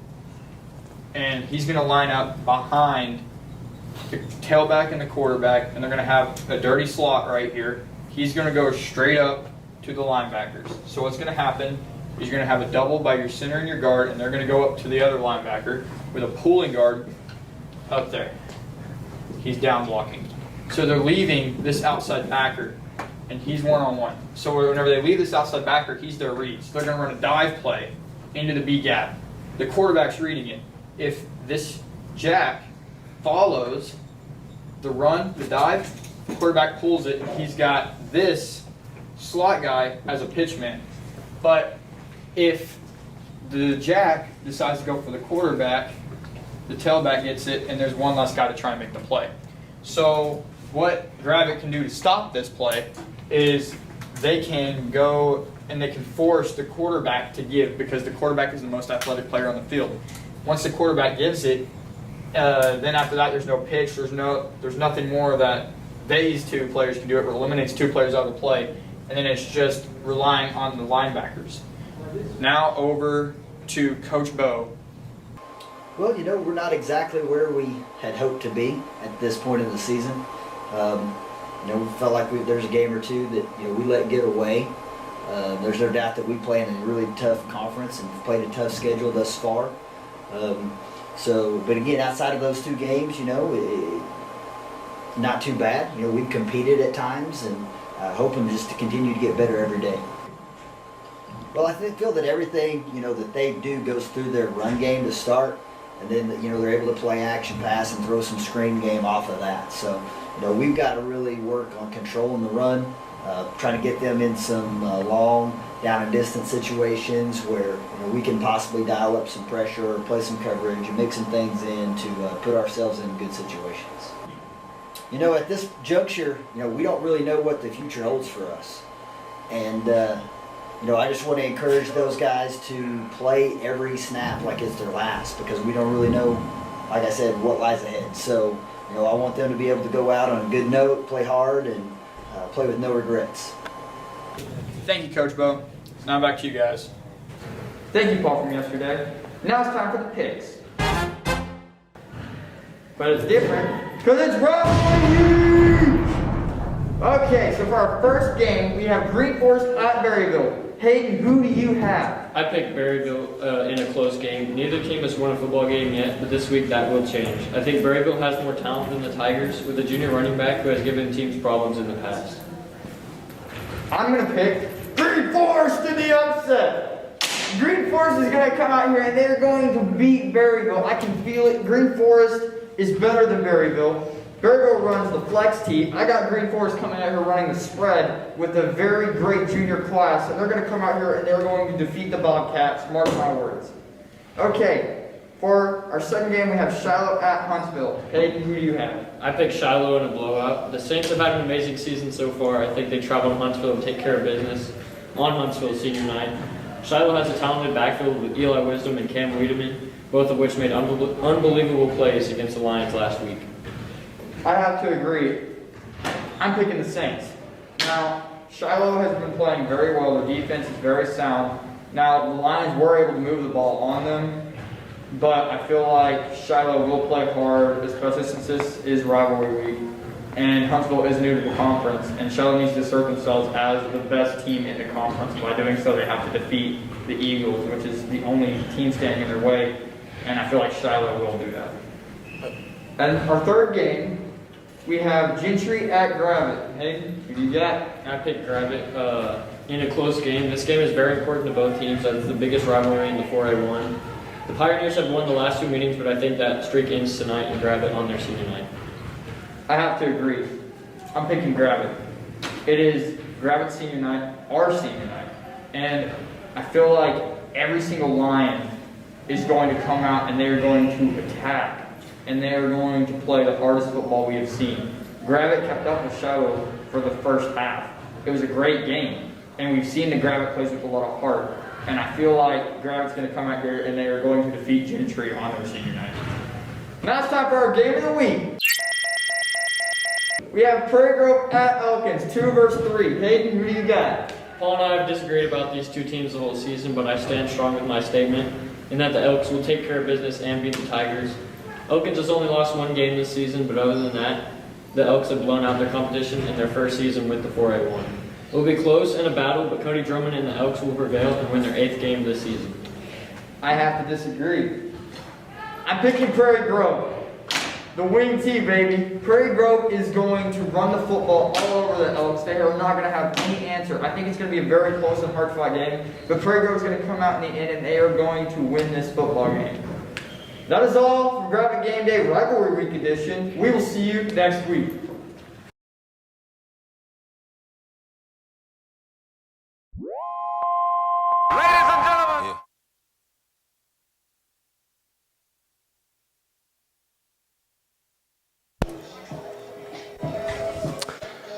All right, welcome back, Lions fans.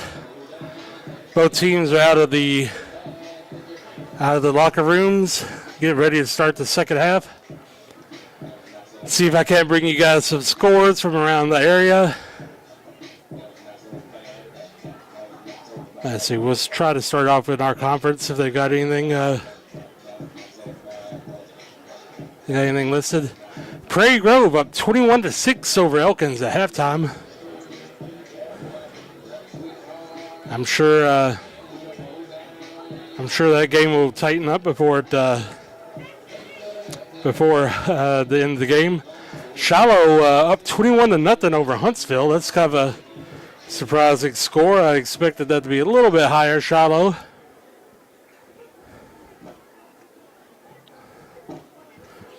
And no score for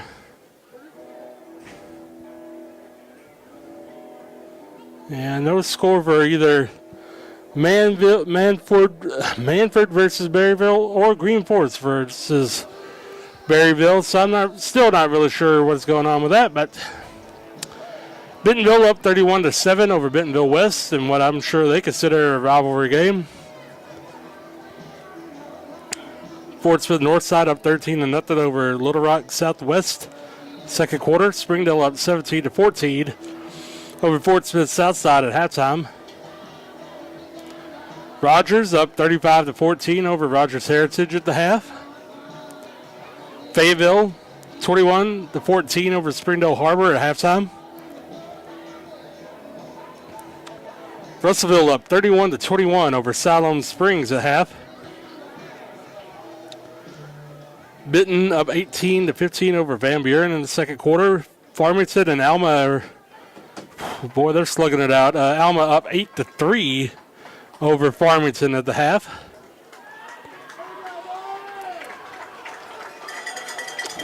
Harrison up 35-14 over Pea Ridge at halftime.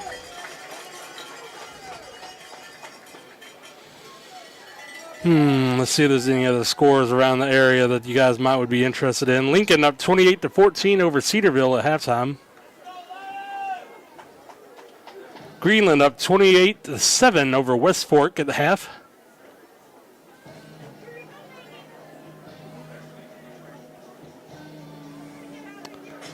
And that's all the games that we got here. Let's see if any of the games that were played on Thursday night involved anybody in the area here. Usually that's more of a South Arkansas and an East Arkansas thing than over here in the northwest corner, but I'll still scroll through these to see if we have anything that would be interesting.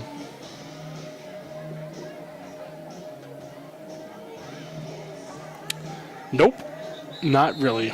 So, but that's good because right now we're about to start the second half. That ate just the right amount of time.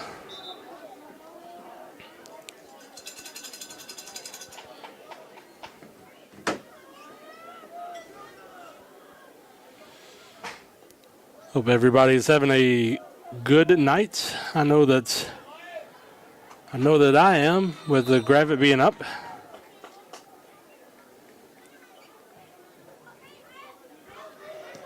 And there's a kick. Gravette takes it. We're going to go ahead and try to return that. Going to be down around the 30-yard line. So the Gravette Lions, we'll see if they could continue this this hot streak on offense that they've had in the first half. I'm sure both teams have done their homework during the half, trying to correct things, try to tweak things to make them work better. We got a long 24 minutes left of football to play before this one is over. Gravette lines up 3 wide, 1 in the backfield, and low snap again. That ball sailed a little bit.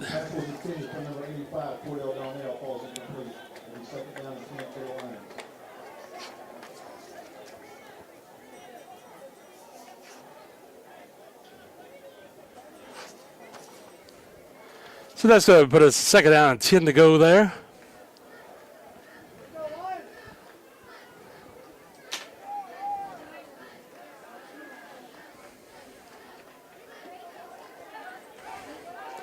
Gravette lines up 4 wide, 1 in the backfield. Rolling out. Si's not really had too much serious pressure all night. He's getting a little bit of it now. Oh goodness, an interception. Si was just trying to ground that ball and just threw it right into the Pioneer defender.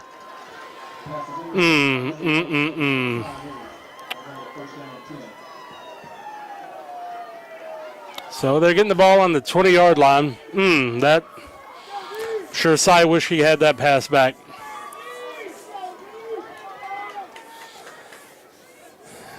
If you're throwing it away, especially like on the sideline like that, just get it out of bounds. I don't know if he thought he saw somebody in the area that might have been able to get it or not, but Gentry lines up 3 wide and 1 in the backfield. Hands it off. And the Gravette defense does a great job wrapping that up. Blow the whistle, Rav.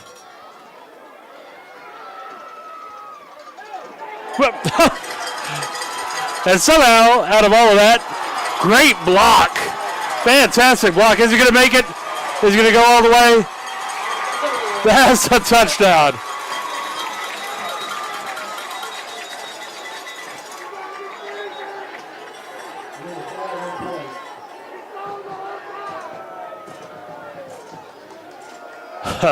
Okay, so they were blowing the whistle when there's a big pile there. You can't have it both ways here, ref. Either the play was still alive or it was dead a long time ago. You can't have it both ways here.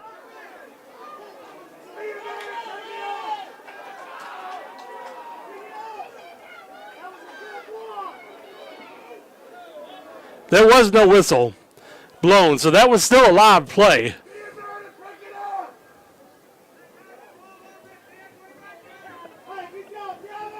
And I know they're not trying to call it some sort of illegal block because that was a fantastic block, but it was a front-facing block. That was not a block in the back. No, there was no. Oh, my gosh. What a terrible call. I was sitting here, I saw it with my own eyeballs there.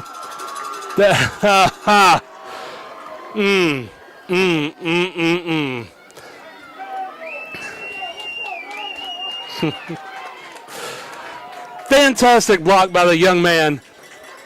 100% legal. Well, the good thing about this is we still recovered the fumble after our turnover, and we have the ball back. So I'll just take that.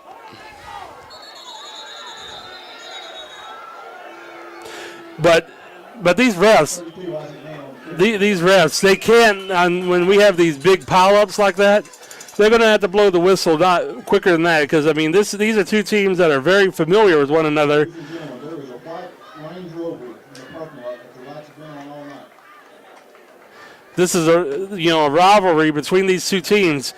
You can't just let them be piling up here and going back and forth. You're going to start fights, and if they don't blow that whistle when these plays are obviously dead, they're going to cause some problems. Pass complete. There is a flag on the play, so I'm assuming it's probably going to be a hold, at least from the location. If the flag is against them, the pass completion is for a first down. Yeah. Holding.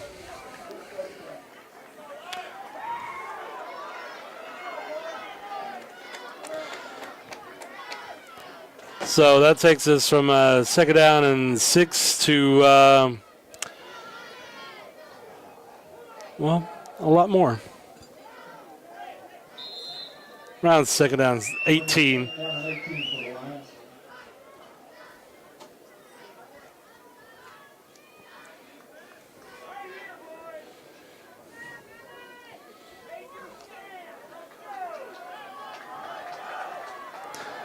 Gravette's going to go out 3 wide. Back to pass, getting a little pressure. Pass complete.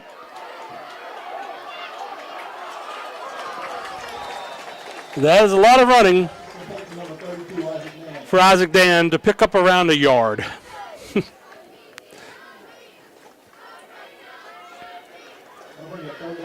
So the Gentry Pioneers did a good job of getting one pressure on that screen, which that's part of how a screen works. That you do get the pressure, but you want the defenders to all be past your guy that's going to receive the ball.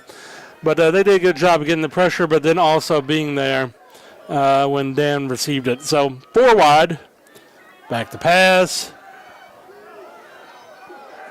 a little high. So that's going to put us at 4th down and 15, and I suspect you're going to see a punt from Cy Hilger right now. So starting the second half, and passing isn't quite as crisp as it was in that first half. I've noticed Gentry is getting a lot more pressure than they did the first half. I don't recall them getting really any pressure the entire first half, and I would say half the pass plays had some defenders in the backfield, so they've obviously did something a little bit different, or doing something a little different. There's the ball. It's going to take a friendly Gravette bounce, go out at the 40-yard line. So Gentry would be starting the ball, starting their drive on their own 40-yard line with 60 yards to go. 9 minutes, 21 seconds left to go in the second half, or I'm sorry, the third quarter. Ball being placed at the 40-yard line, it'll be first down and 10 for the Pioneers.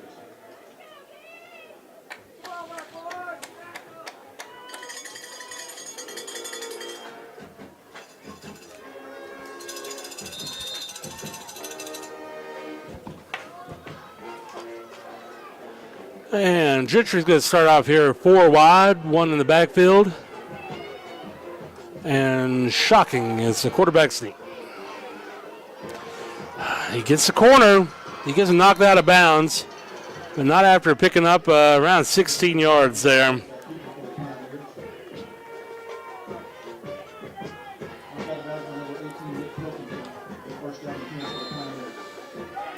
So the Pioneers enter Gravette territory now, getting the ball past the 50-yard line.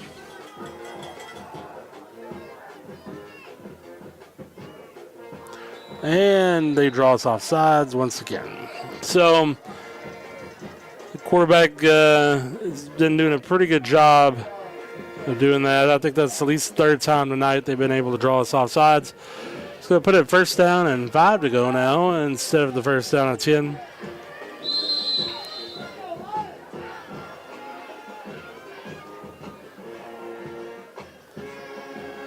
Handoff. He's going to get a first down. He gets drugged down, but not after picking up around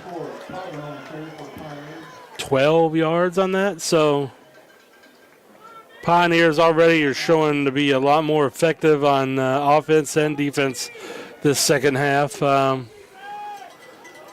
I was saying before the end of the half, I mean, this game is nowhere near being over. This is a good team, and they are going to find ways to get back in it, and they're working on it right now. It's going to be a run of around 9 yards, I would say. Let's see where they mark it.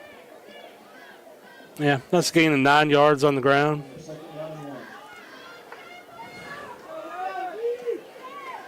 So Gentry lines up once again in the 3-wide formation.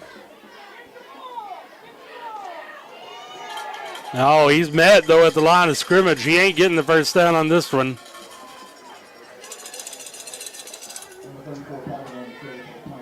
He's going to lose a yard on that. Might even lose 2 yards. So it's third down and 2. And it's time for the crew. I think you know who I'm talking about. The line to structure crew. Come out here and stick to these offensive players like glue. Because that's what they do. Pass. Backwards a pass, but a lot of flags go on, flying in the air on that one.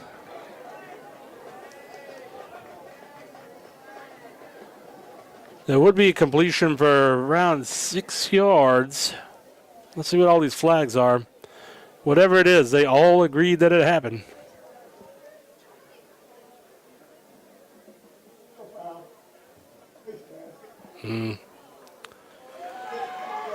Face mask penalty on Gravette, and that's going to be half the distance of to the goal penalty, given where they are. So. Ball is placed at the 5-yard line. First down and goal for the Pioneers. So first down and goal on the 5. 7 minutes, 42 seconds left to go. Gentry Pioneers are going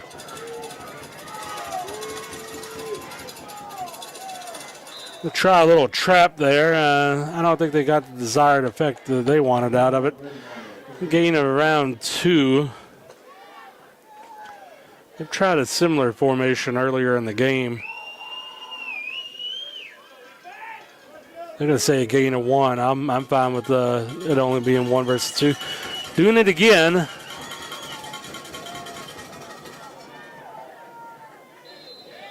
Nothing. I mean, I see. I mean, that was just kind of a straight-up quarterback sneak, like they were on the goal line. I mean, and there's a flag. I'm assuming that's got to be some sort of a personal foul.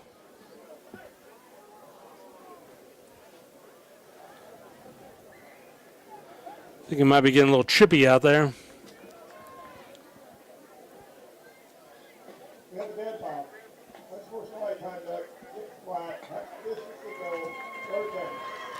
Wow, okay, they just say that's only on Gravette. It looked like they pointed in both directions on there. So unsportsmanlike penalty. It's going to be a 1.5-yard penalty. Third down and 1. Oh, it's the first down. Well, It's a touchdown. They mark it as if it was a first down after that. I don't get where they would have got that, but it doesn't matter. They were able to get the ball in the end zone there. So Gentry is pulling a little closer here.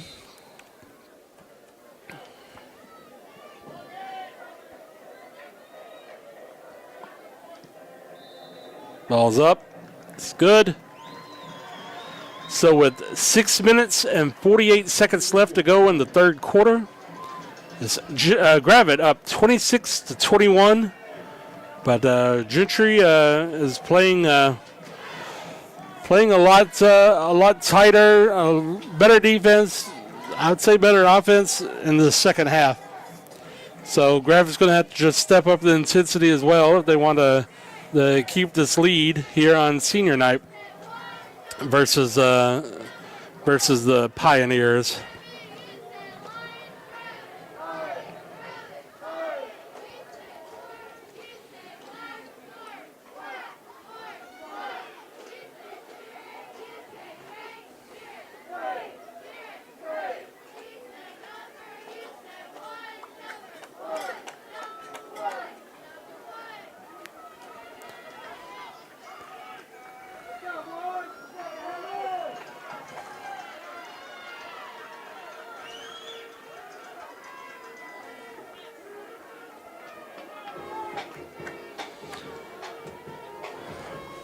So I'm sure the coaches have talked to our young men out there and let them know, hey, this is the times when the Lions roar.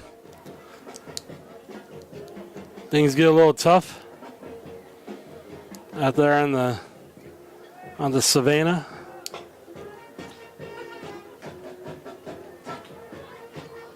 You gotta step up. Nobody's gonna just give you a gazelle. You have to go out there and earn it. Here's the kick. A pooch kick. Called a fair catch, and we do fair catch it. So we'll be starting at the 38-yard line. So let's see if we can correct what we were doing there on offense and get us back in the end zone. Of course, we should have already had a touchdown on the fumble recovery. I mean, I don't know what they were calling with that block, but it looked like it was a good block. I mean, he really cleaned his clock, but it was all legal. But I'm not a ref. Handoff.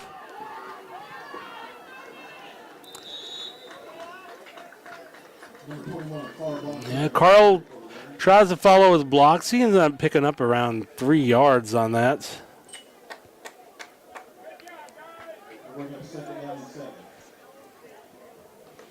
Second down and 7 now to go. Got Twins on the left. Low snap again. Hand it off to Carl. Oh, there you go. Nice run by Carl there. He's able to elude some defenders and take that ball all the way down to the 42-yard line. So that's going to be a gain of around 15. So nice run by Carl. Twins once again. That's the same formation that we just had. Let's see if it's another handoff again or if we do something different. It is a handoff. This time it's Isaac Dan, and looks like we're going to lose a yard.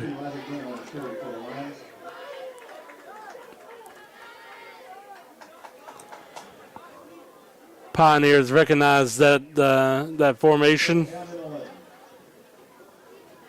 Said to themselves, I remember what happened the last 2 times they lined up in this formation, and they were ready for it. Of course, you could do little wrinkles out of that. You get them thinking that the same thing is going to keep on happening in the formation, and then pop out a pass or something like that.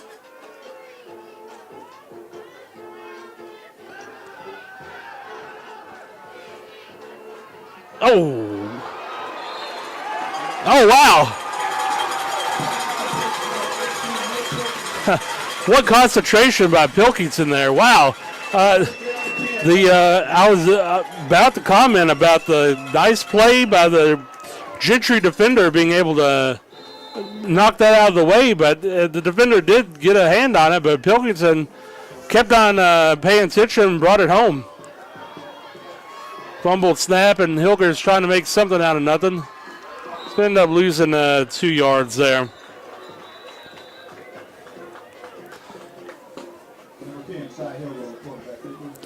There's a flag on the play as well. Let's guess what that is. Considering where it is, I'm going to say it's probably going to be called holding.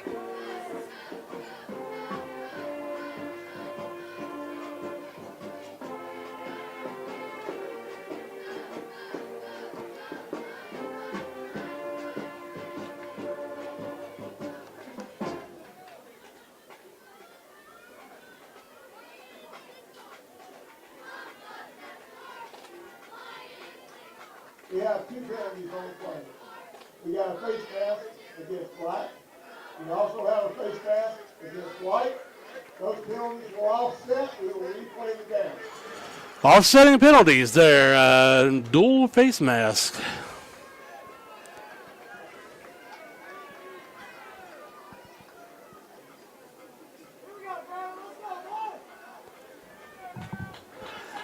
I guess I didn't realize that you got a first down on a on a personal foul like that, but showing first down and low snap again.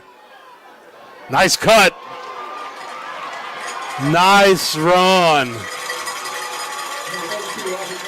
That's Isaac Dan. That's looked like the gain of 10.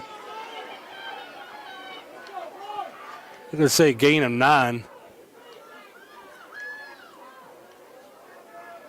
But nice run. 2 good cuts in that run.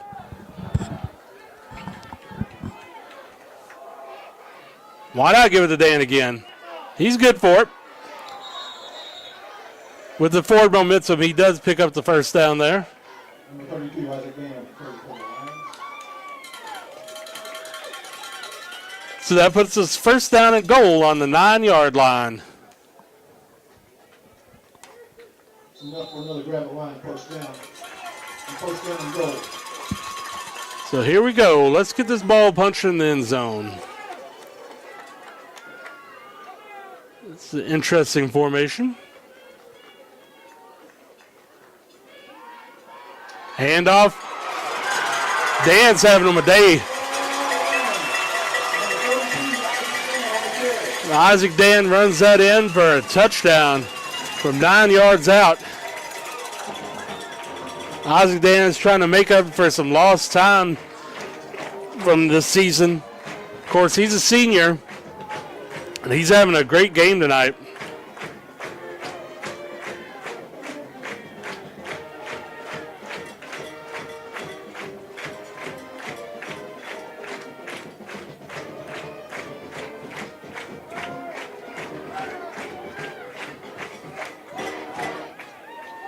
Isaac Dan, unofficially, as I'm just the guy that does the stats, so I'm trying to call the plays here, has around 68 yards rushing tonight, but he's at least got 2 touchdowns, if not 3.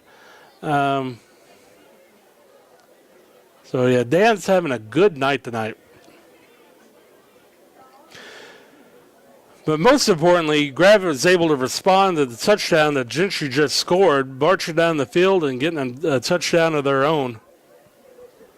The clock was not reset after the last play. Please reset the clock for 25 seconds.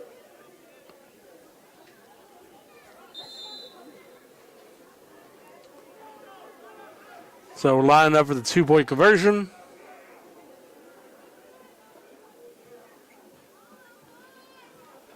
Size looking. 2-point conversion good.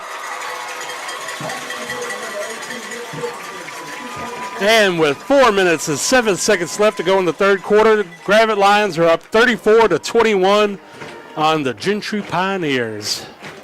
So that's a great job by the Lions marching down the field answering the touchdown that the Gentry Pioneers got. That's what winning football teams do. You could get scored on, you could get punched in the mouth, but the winning football teams, they come back and they punch back. And that's what we just did.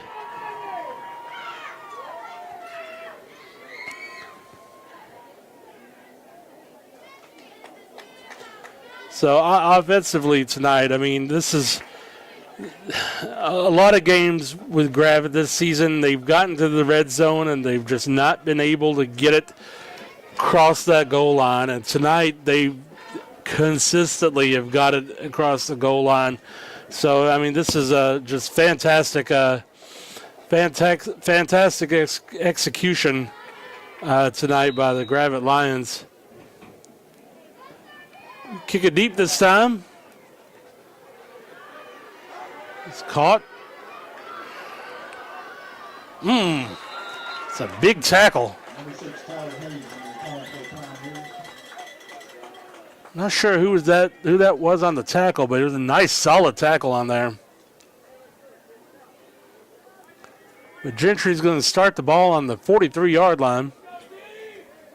First down and 10, 42-yard line for the Pioneers.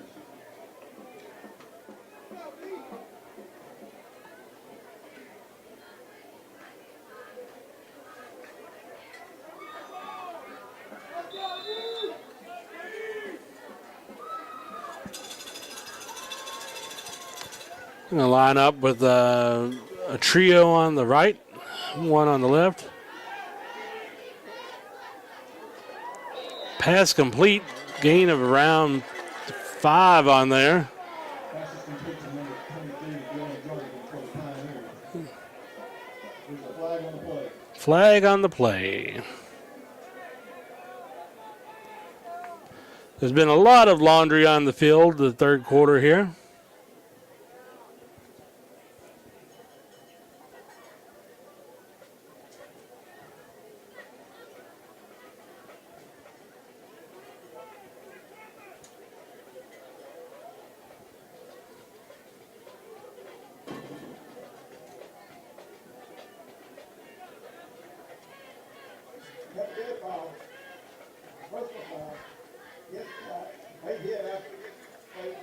Late hit.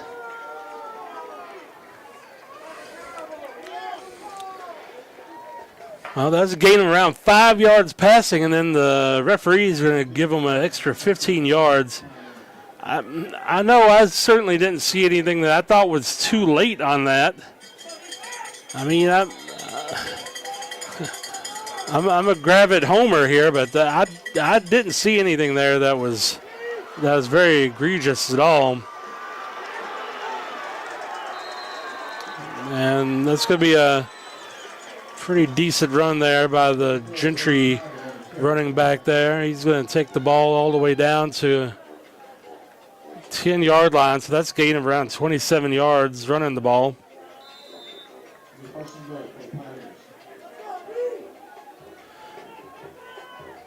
Ball's going to be on the 9-yard line, so it's first down and goal. Handoff, he's brought down, but not after picking up around 3 yards.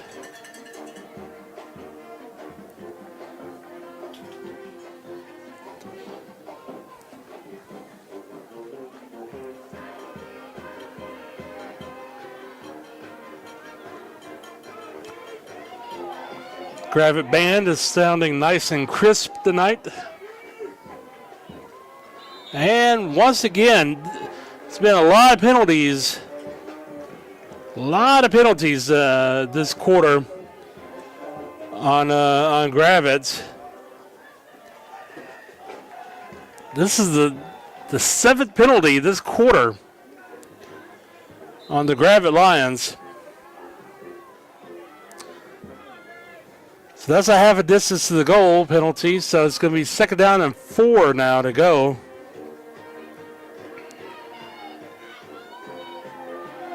They line up in that bunch formation.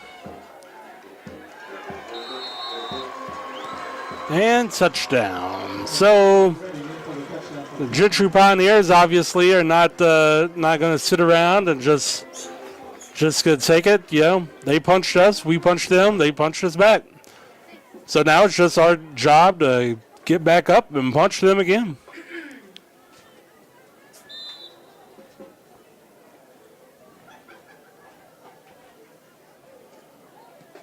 Kick is up. Kick is good.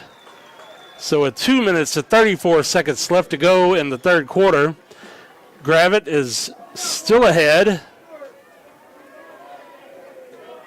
34-28.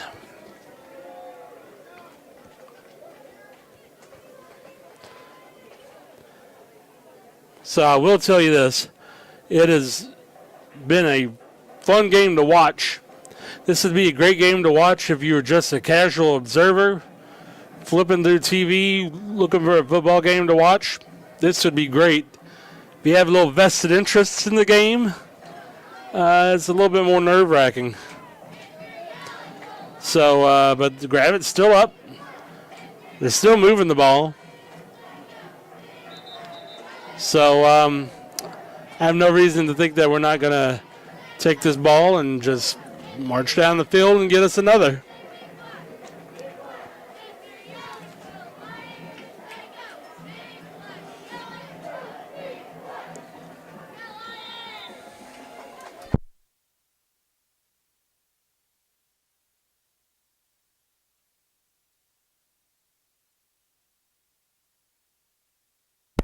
And there's a kick. Oh, they kicked that pretty deep.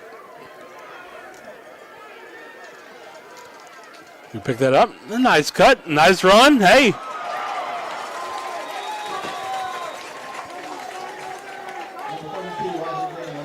Isaac Dan wanted to get him a touchdown on a kickoff there. Nice run.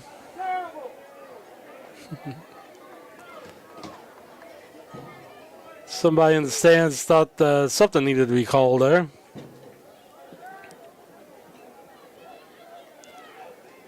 So Gravette's going to be starting the ball, starting at the 33-yard line.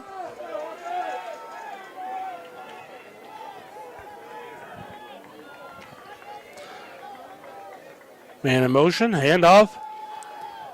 Nice move.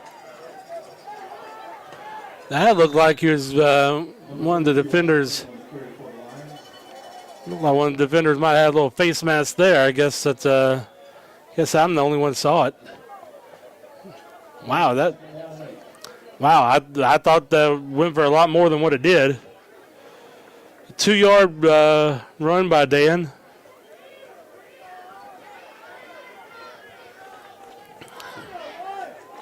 Three yards. Fakes the handoff. Pass complete. Boy, that's going to be close. I don't quite think that's a first down. All right, no, they give us the first down. I'll take it. I believe that was complete the Rhett. Never really got. Yeah, that was Rhett. So first down, Gravette.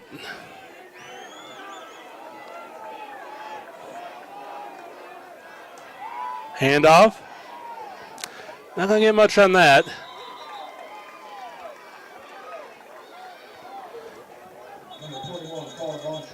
So that's Carl with carrying the rock.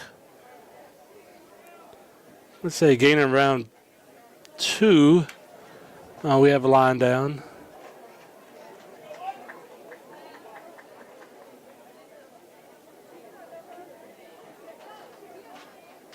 Can't see who that is. We'll, of course, let you know when we know.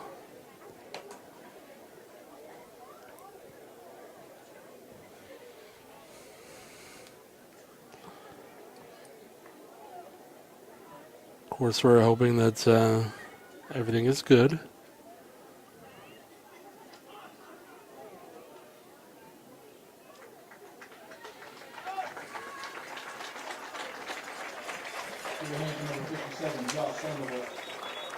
Looks like that is Josh Sandoval, another senior.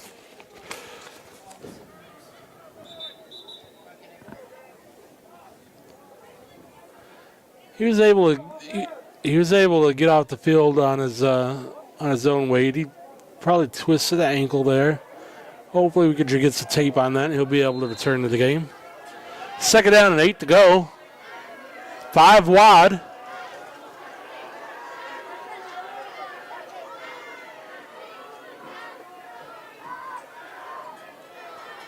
Complete to Donnell. Donnell fights.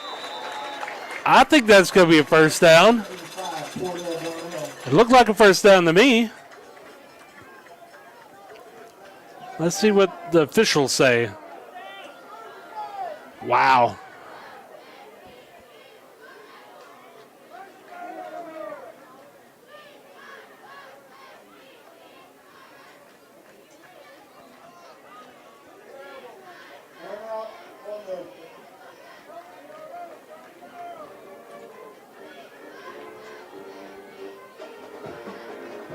Looks like they're bringing the chains out. It was really close.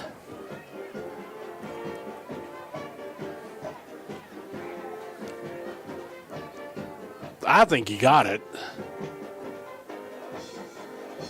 I don't have a set of chains, though.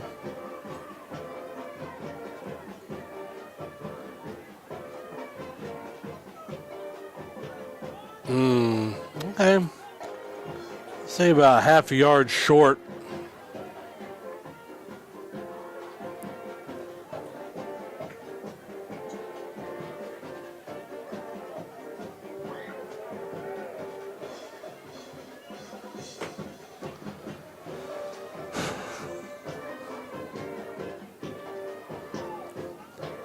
You guys getting a lot of exciting chain gang action tonight here. Gravette Lions Stadium. 3rd down, and that rev made it look like it was a half yard. Just looking at the chain, that's a lot less. I'd say that's 3rd down and inches to go for a first down.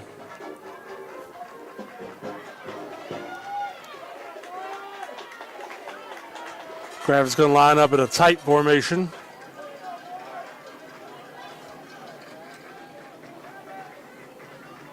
I got Dan back there in the backfield. I predict a punishing run. Nope.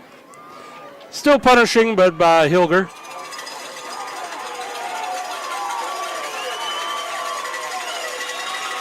He's going to gain around 10 yards on that.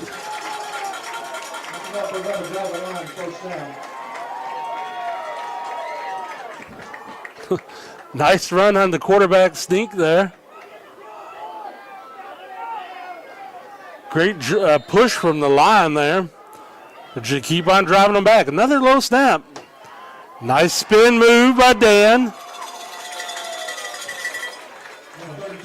Dan picks up around 6 yards on that.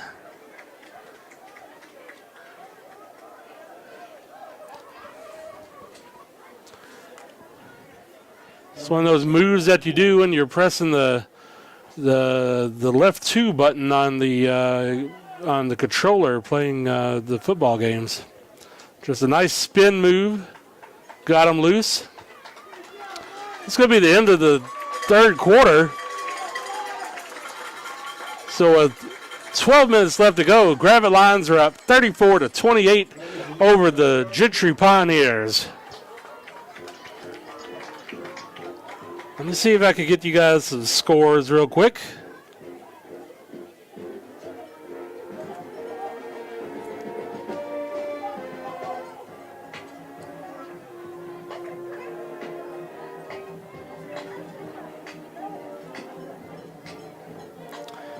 And just like I thought it would, that Prairie Grove and Elkins game has tightened up a little bit.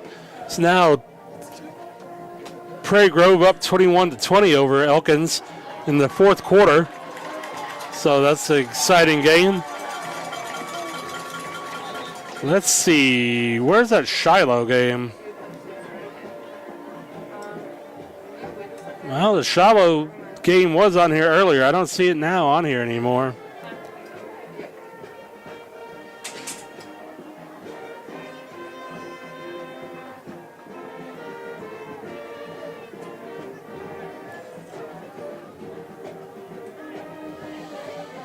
I mean, surely it's not over already.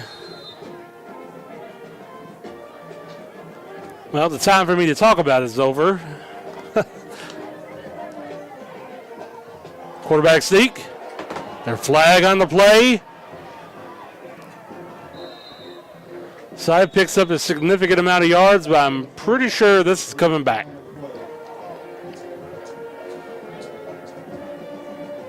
Yep.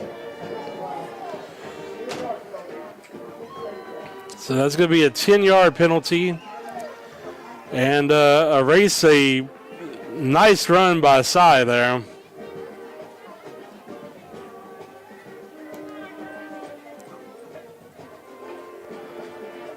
So after playing a pretty clean first half, penalty-wise, Lions in the second half have just been racking them on. So that's going to take us from a first down to now a second down and 13 to go.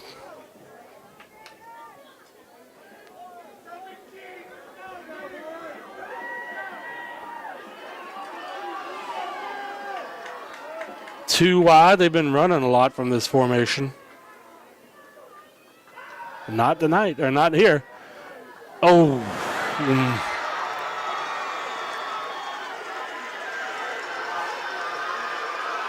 I don't know if Cy's going to be able to get him. He does, but not after a very long return. Gentry now getting the ball on the 15-yard line. Cy threw that with some authority, but once again, it was just straight to the defender. I don't know if they were expecting the receiver to be in a different location or what was going on there, because one thing that Cy doesn't necessarily do is just throw interceptions just directly to somebody like that. He's not done that very much this season, so I'm assuming there had to be some sort of miscommunication there, but doesn't matter now. Gentry has the ball and has the opportunity to take a lead if they score a touchdown here. And, of course, as you would imagine, they're a little bit hyped up after that, and they get a pretty good run just right to start with, gain of 9 on first down. So we're looking down at second down and 1. Ball on the 8-yard line.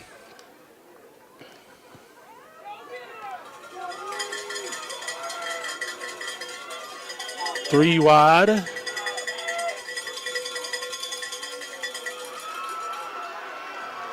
Strong run. Strong run, and they score a touchdown, so Gentry ties it up, pending the extra point here. So Gentry obviously came down here. They want to get a win just as badly as we do. And that was a rough snap, but the kick is good. So Gentry gets their first lead of the game with 10 minutes and 37 seconds left to go in the fourth quarter. So after playing a fantastic first half of football, the Lions are a little sluggish in the second half here, and allowing Gentry to come back. At this point, they've scored 21 points in the second half against 8 points for Gravette. So, still, of course, we're looking at 35-34. It's anybody's ball game right now. It's really going to boil down now who wants this game more. Because I have absolutely zero doubt that Gravette could march down this field and get a touchdown. Zero doubts about that at all. But the way Gentry is playing right now, I know that if we did that exact same thing or that exact thing, they could come out and do that themselves. So it really is just who wants it more now. Nice cut. And we'll start this drive around the 35.5-yard line.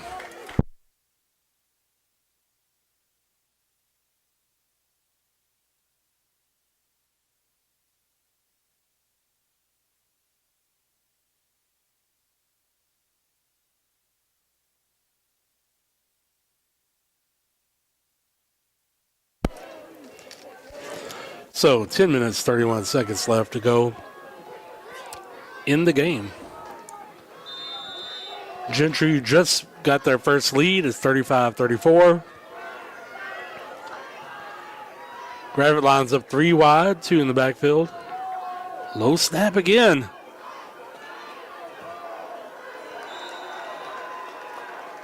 Number 21, Carl Bonsack. Carl tries to find his space. He looks, but that hole never opens up for him. He does get a gain of 1 on the play. That leads us 2nd down and 9 to go.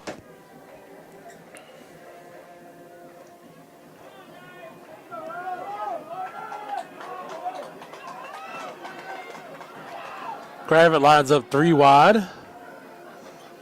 Gentry is really close to the line of scrimmage.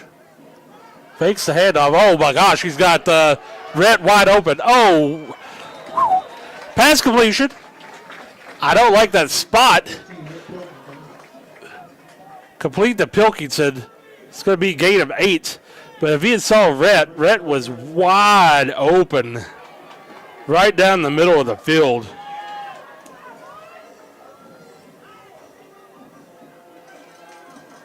I mean, he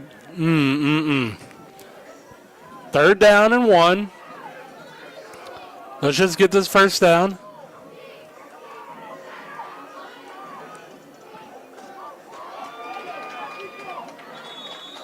And we do. Side's going to pick up around 2.5 yards on that. That's enough for another Gravette line first down. But I mean, I tell you what though. I mean, if I saw how wide open that Rhett was on that, I know the offensive coordinator did. So I'm willing to bet you're going to see that play called again before the end of the night. And because wow, that would have been a big chunk play. Nice hard run.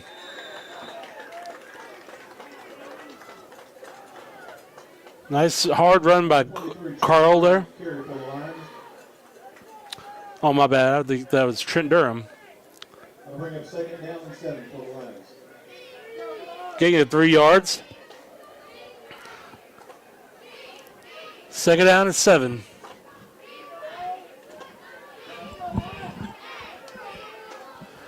Three wide and 2 in the backfield. Hands off. Nice hard run.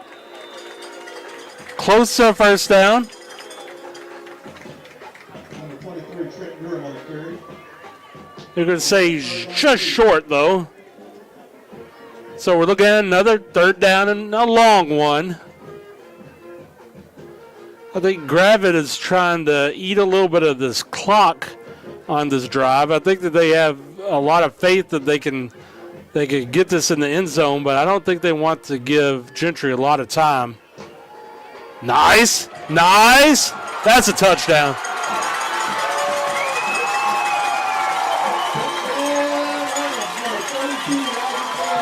Isaac Dan with a 44-yard touchdown. Goodness gracious.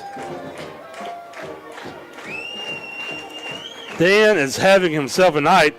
Unofficially, that puts him 121 yards rushing on the night. And this could be a key 2-point conversion here. If we could get this, that would put us up by 7. Gentry seems to always kick it, so this could be very key.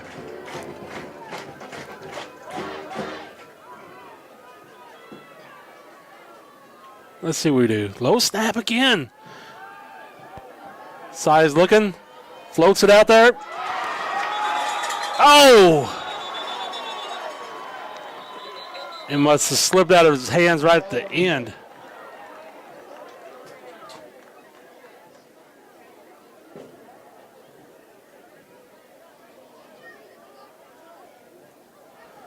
flag on the play, though.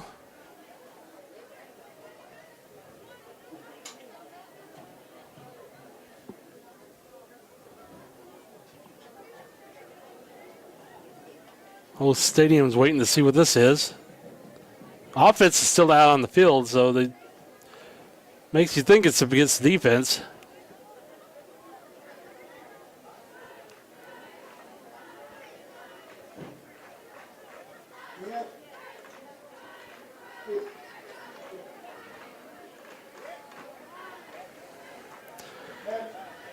And ref's mic was going out, so it looks like it's offsetting. No.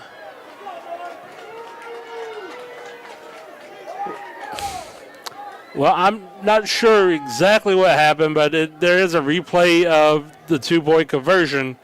And whatever it was a net loss of 5 yards on the penalty, the offsetting penalties. Would have been very interested to hear what that play actually, or what that call actually was. But Gravette lines up 4 wide on this very important 2-point conversion. Sai handles it. Looking. Complete. Completes the ret there. And with that, Gravette goes up 42-35 with 7 minutes and 28 seconds left to go in the game. So once again, Gravette responds. They get punched in the mouth, Gravette punches back. They punch us back again, we punch them back again. Up by 7 minutes and 28 seconds to go. Still plenty of time for Gentry, though, to go down the field. But at least this time, unless they really roll the dice at the end, if they score a touchdown here and go for a 2, we'd have a tie ball game. But personally, and I don't know about you, I'd just rather them not score again. And while we're at it, I mean, Gravette could score another time too. I mean, so that would be fine with me. Whatever results in a Gravette win is really what I'm going for.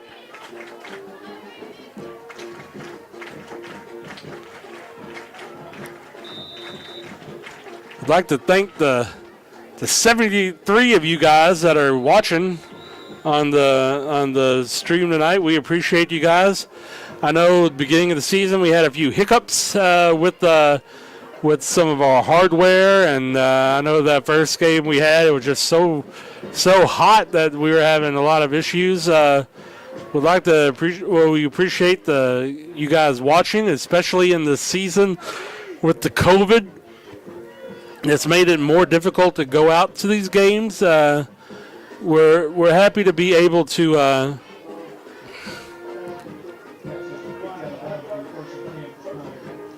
Another Gravette penalty.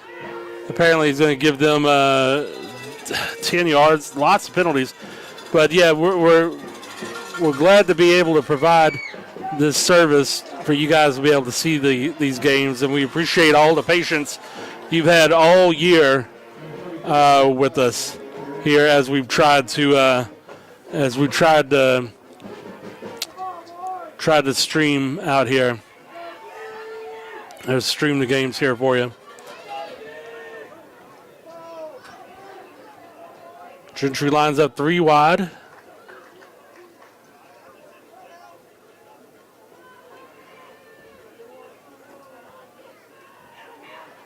Handoff. A lot of traffic, but he's able to weave his way through there. Depends on where they place that, if he gets a first down or not.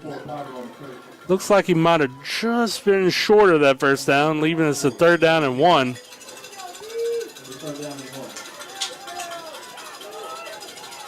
The line destruction crew, they think it's fun when it's 3rd down and 1.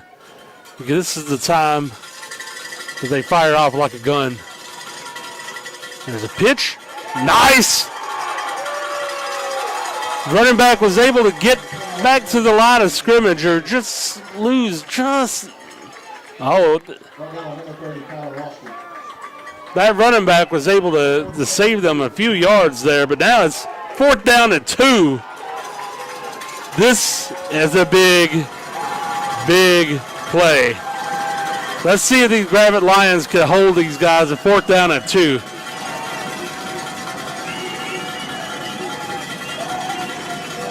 Trying to draw us off sides. Now they call a timeout. So yeah, they were trying to see if they could get the cheap penalty. They've been successful drawing us off sides several times tonight.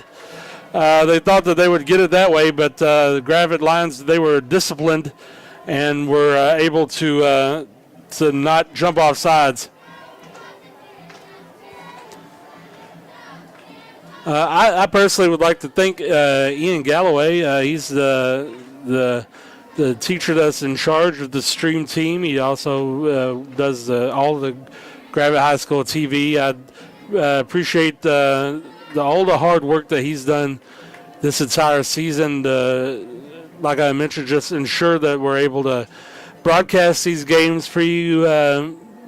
Appreciate all of that hard work. I've seen them climbing through windows and getting cords and just working super hard all the time on all these games. So, if you see them out on the street, give them a fist bump. 4th and 2. Here they go. Lots of pressure. We get. We were in the backfield, but we weren't able to grab that quarterback, and I don't think it's a surprise to anybody that they ran the quarterback on that one. He's the one that's had a lot of their yards on the ground tonight, and they get the first down there. So, 1st down and 10 to go now on the 32. Handoff. Lions bring them down in the backfield. Should be a loss of around 1 on that. Let's see where they place it. Boy, that is a favorable spot. It's not too egregious, though. 2nd down and 11 to go. Trips off to the left here, or their right, rather. Another quarterback sneak.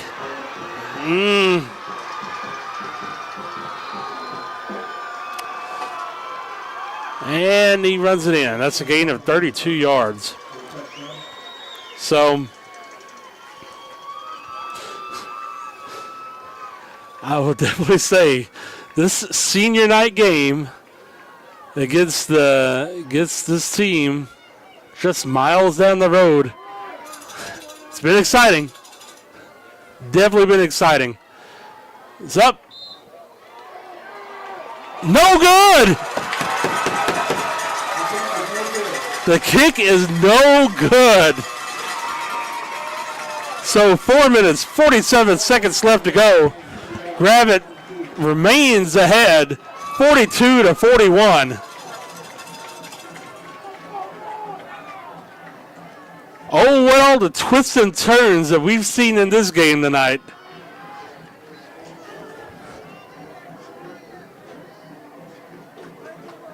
Tell you what, it's been a fun one to watch.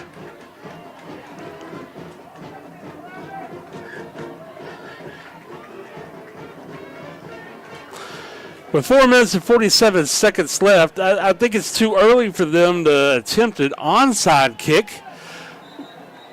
But neither one of these teams particularly has a strong kicker, so they might try it just to try it. I don't know.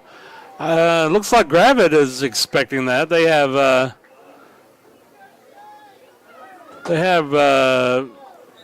10 Lions within the first 10 yards, and one that's just back, just in case.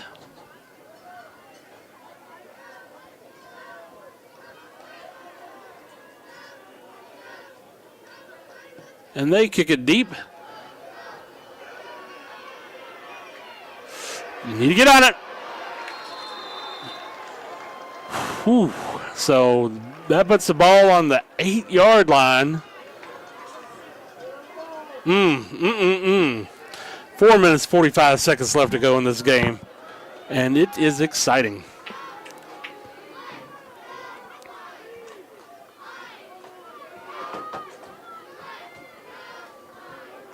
I think a nice dose of Isaac Dan would be pretty nice right now. Because we don't necessarily need to score a touchdown. We just need to eat that clock and prevent them from getting the ball. And that's not going to help.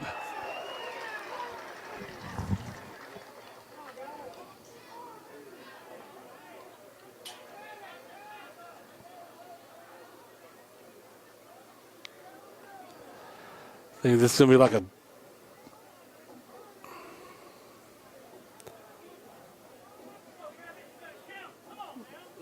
12 men in the huddle or something. I don't know. Let's see what he says. No flag. The ref gets a lukewarm hand clap after that. First down and 10 on the 8th. Hand off to Dan. There he goes. Lots of running. He ends up picking up around 2 to 3 yards. 3-yard gain. There's an impressive looking 3-yard gain.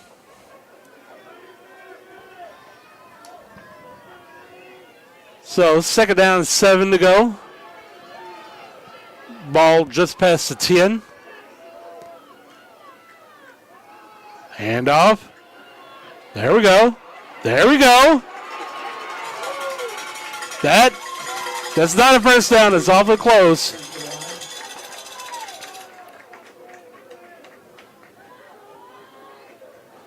So Isaac Dan picks up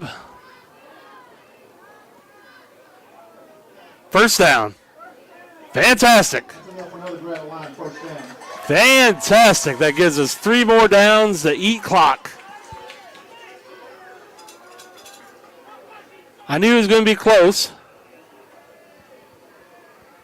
But a nice hard run by Isaac Dan there.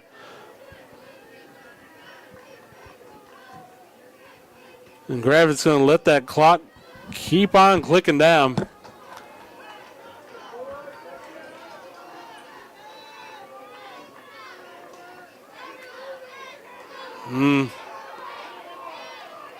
Kind of a busted play. Side's trying to make something out of it. He gains around 2. But there seemed to be a little confusion. Oh, wow. They.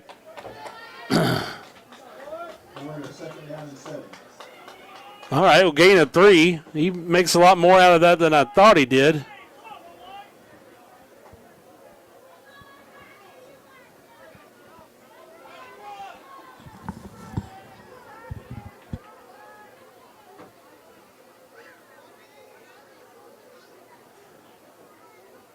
Two minutes and 47 seconds left to go in the game. Gravette breaks the huddle.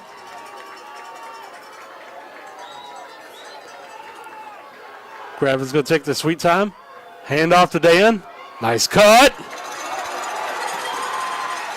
Nice work. Dan might just decide he wants to end it right now.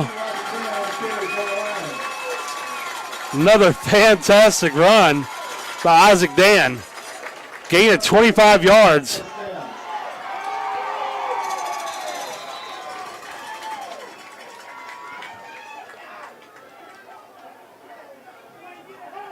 That's around 156 yards unofficially for Isaac Dan in this game. He's had one heck of a senior night. I'd also like to take the time to thank all the cheerleaders that's been at these games, cheering hard, getting the crowd pumped up. We appreciate that. We appreciate the band that's been playing. Isaac Dan run for around 8 yards. I think all we're going to see is Isaac Dan the rest of this game. 1 minute, 38 seconds left to go. But, yeah, appreciate the band that's done a great job here with the uncertainty that was going on with, COVID, and they didn't know they were going to be able to do anything. they were able to put together a show for you guys that was just fantastic.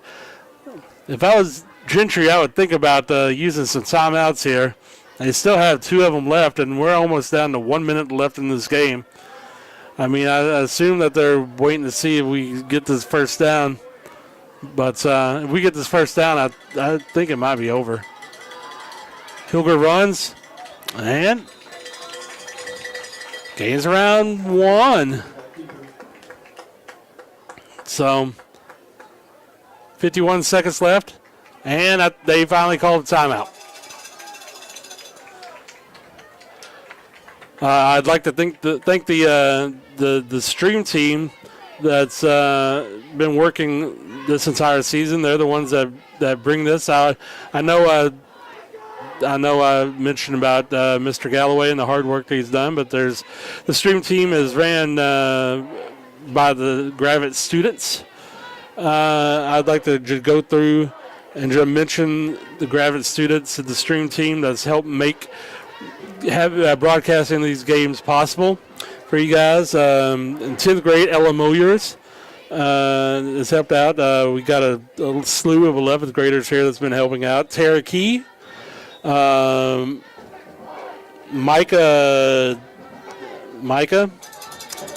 I'm not really sure how to say your last name. Tarane, Brianna Barrett, Ella Williams, Emily Nichols, and we'll let them run this play here.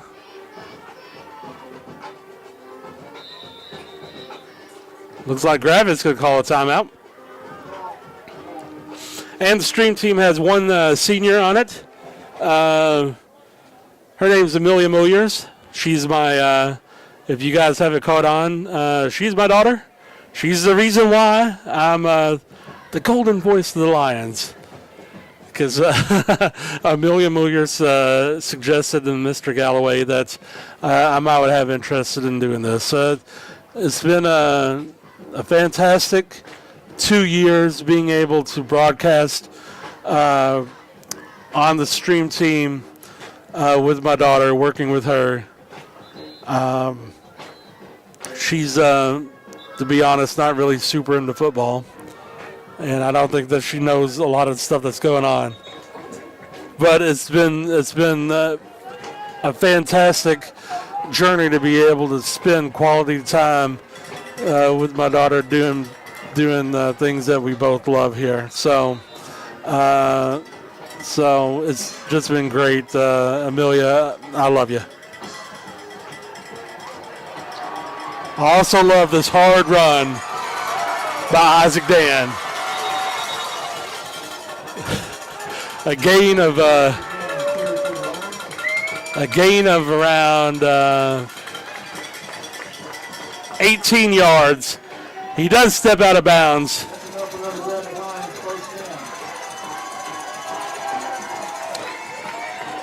But this should do it. Gentry has one timeout left. But that run, that first down, that should seal it. Dan might want to try to run again, though. He's sitting at unofficially 182 yards rushing. What a night. I'm sure he'd like to try to get that 200 yards rushing, but barring something catastrophic, oh my gosh, they are. Touchdown! I can't believe it. I cannot believe it. There's a flag on the play, but it better be defensive pass interference. Touchdown! I like it. I like it. You might not do that when you're playing Green Forest. You might not do that against Huntsville.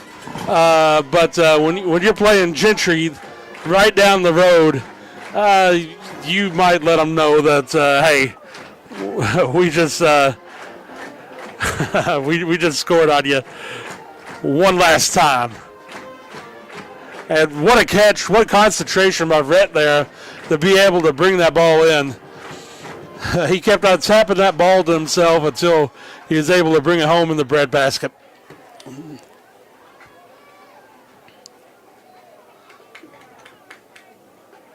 Quite the call. I don't know if I'd been that gutsy to make that call, but we see how it resulted in a touchdown.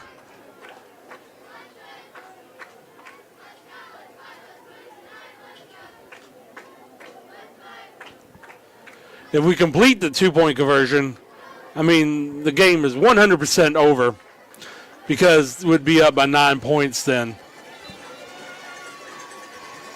So the only negative thing I would say about scoring that touchdown right there is it does give Gentry one last chance to try to score again.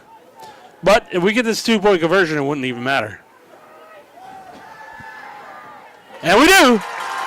That's a late hit and a penalty. They called it.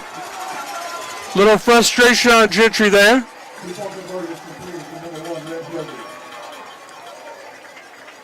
So with 35.4 seconds left to go in the ball game, Gravette Lions goes up 50-41 in this barn burner of a football game, and one just fantastic senior night. This is what you want on a senior night. You want to send these seniors out in style. You want to send these seniors out with a big win, a night where just gaudy statistics are put up right now, and like I said, this is all unofficial. Gravette 277 yards passing and 245 yards rushing the ball. I mean, doing the quick math there, that's over 500 yards of offense tonight for the Gravette Lions. So that's, I mean, just fantastic.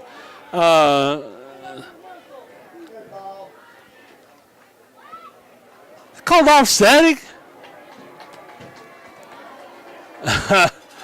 They call an offsetting penalty, personal foul penalty. What I saw was a late hit after the 2-point conversion by a frustrated team. I don't agree with that. But it doesn't really matter too much at this point. Because as long as they don't score on the first play and then retrieve an onside kick, this game's over. It's been a wild game, though, and hey, it's 2020. So there's no telling what could happen. But even if something horrific like that happened, the refs have apparently no idea what they're doing here.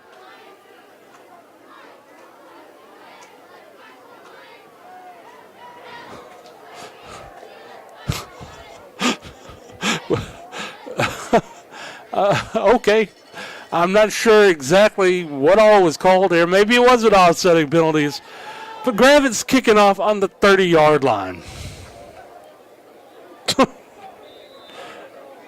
Not our 30-yard line, their 30-yard line.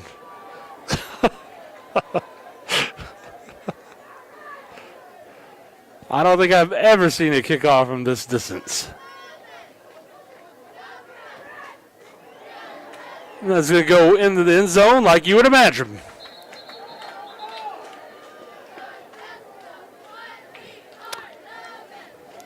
So Gentry's about to take over this ball on the 20-yard line. There's 35.4 seconds left to go. I am willing to bet they are not just going to take a knee. I would say that they are probably going to pull out all the stops. This would probably have been a nice time to have one of those fancy little plays that they were working on all week that they started the game with. To be able to roll out here to try to get some big chunk yard plays.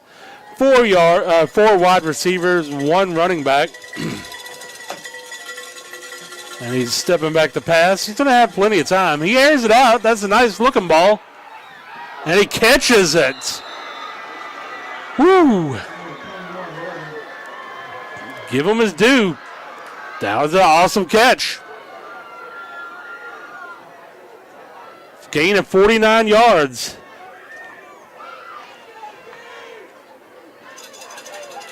In double coverage, and he just reached up and got it. They spiked the ball, as you would imagine. 25.8 seconds left to go in the game. Very exciting game.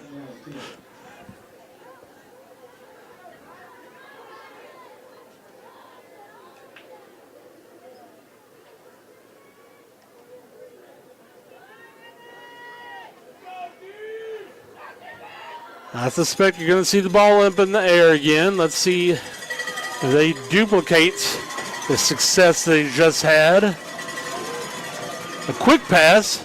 Oh, hook and ladder. I called that earlier. Maybe I'm psychic.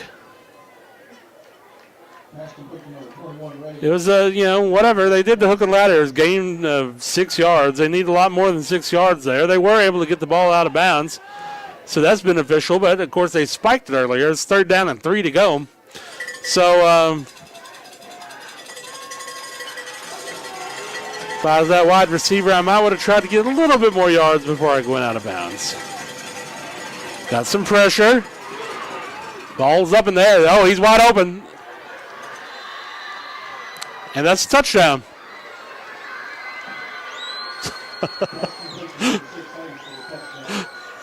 So, oh goodness, 14.1 seconds left to go.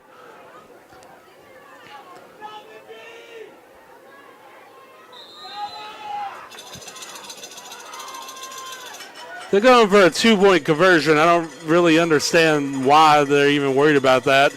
I mean, lots of guys in motion. That's an interesting looking play. And they get the 2-point conversion. Their sideline's going crazy over there, but they are still down. It's 50-49, and now, ladies and gentlemen, you're about to see onside kick.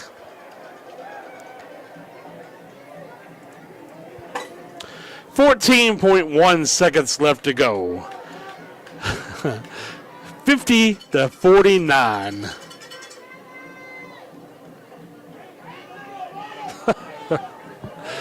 What an exciting game. It's so exciting. I haven't been able to update scores of anywhere other games. I don't think it really matters right now.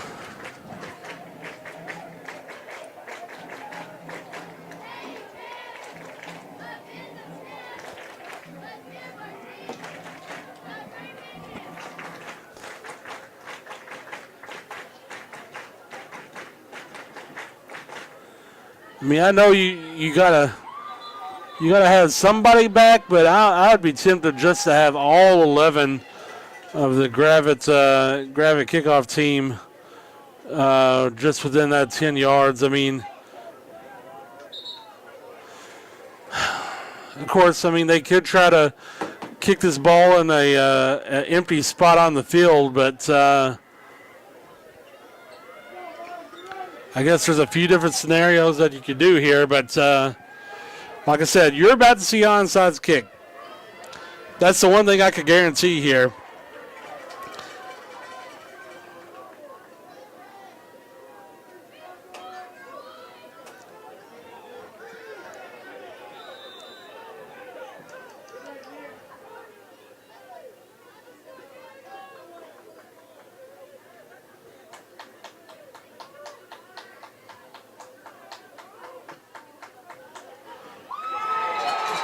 Gravette recovers.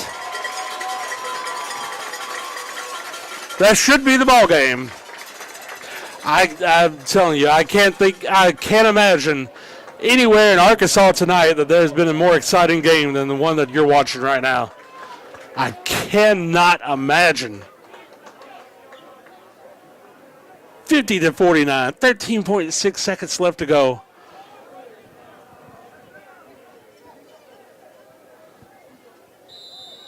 Gentry does have one timeout, but As long as we get 2 successful kneel downs, this game's over. There's one. And Gentry knows it's over. They're not calling the timeout. So, Gravette Lions 50-49 versus the Gentry Pioneers. And on senior night, the final game of the season. Possibly. I don't know if Gravette will be going to the playoffs or not. They certainly have the opportunity if they want to. But, man, what an exciting night. Way to send these seniors out.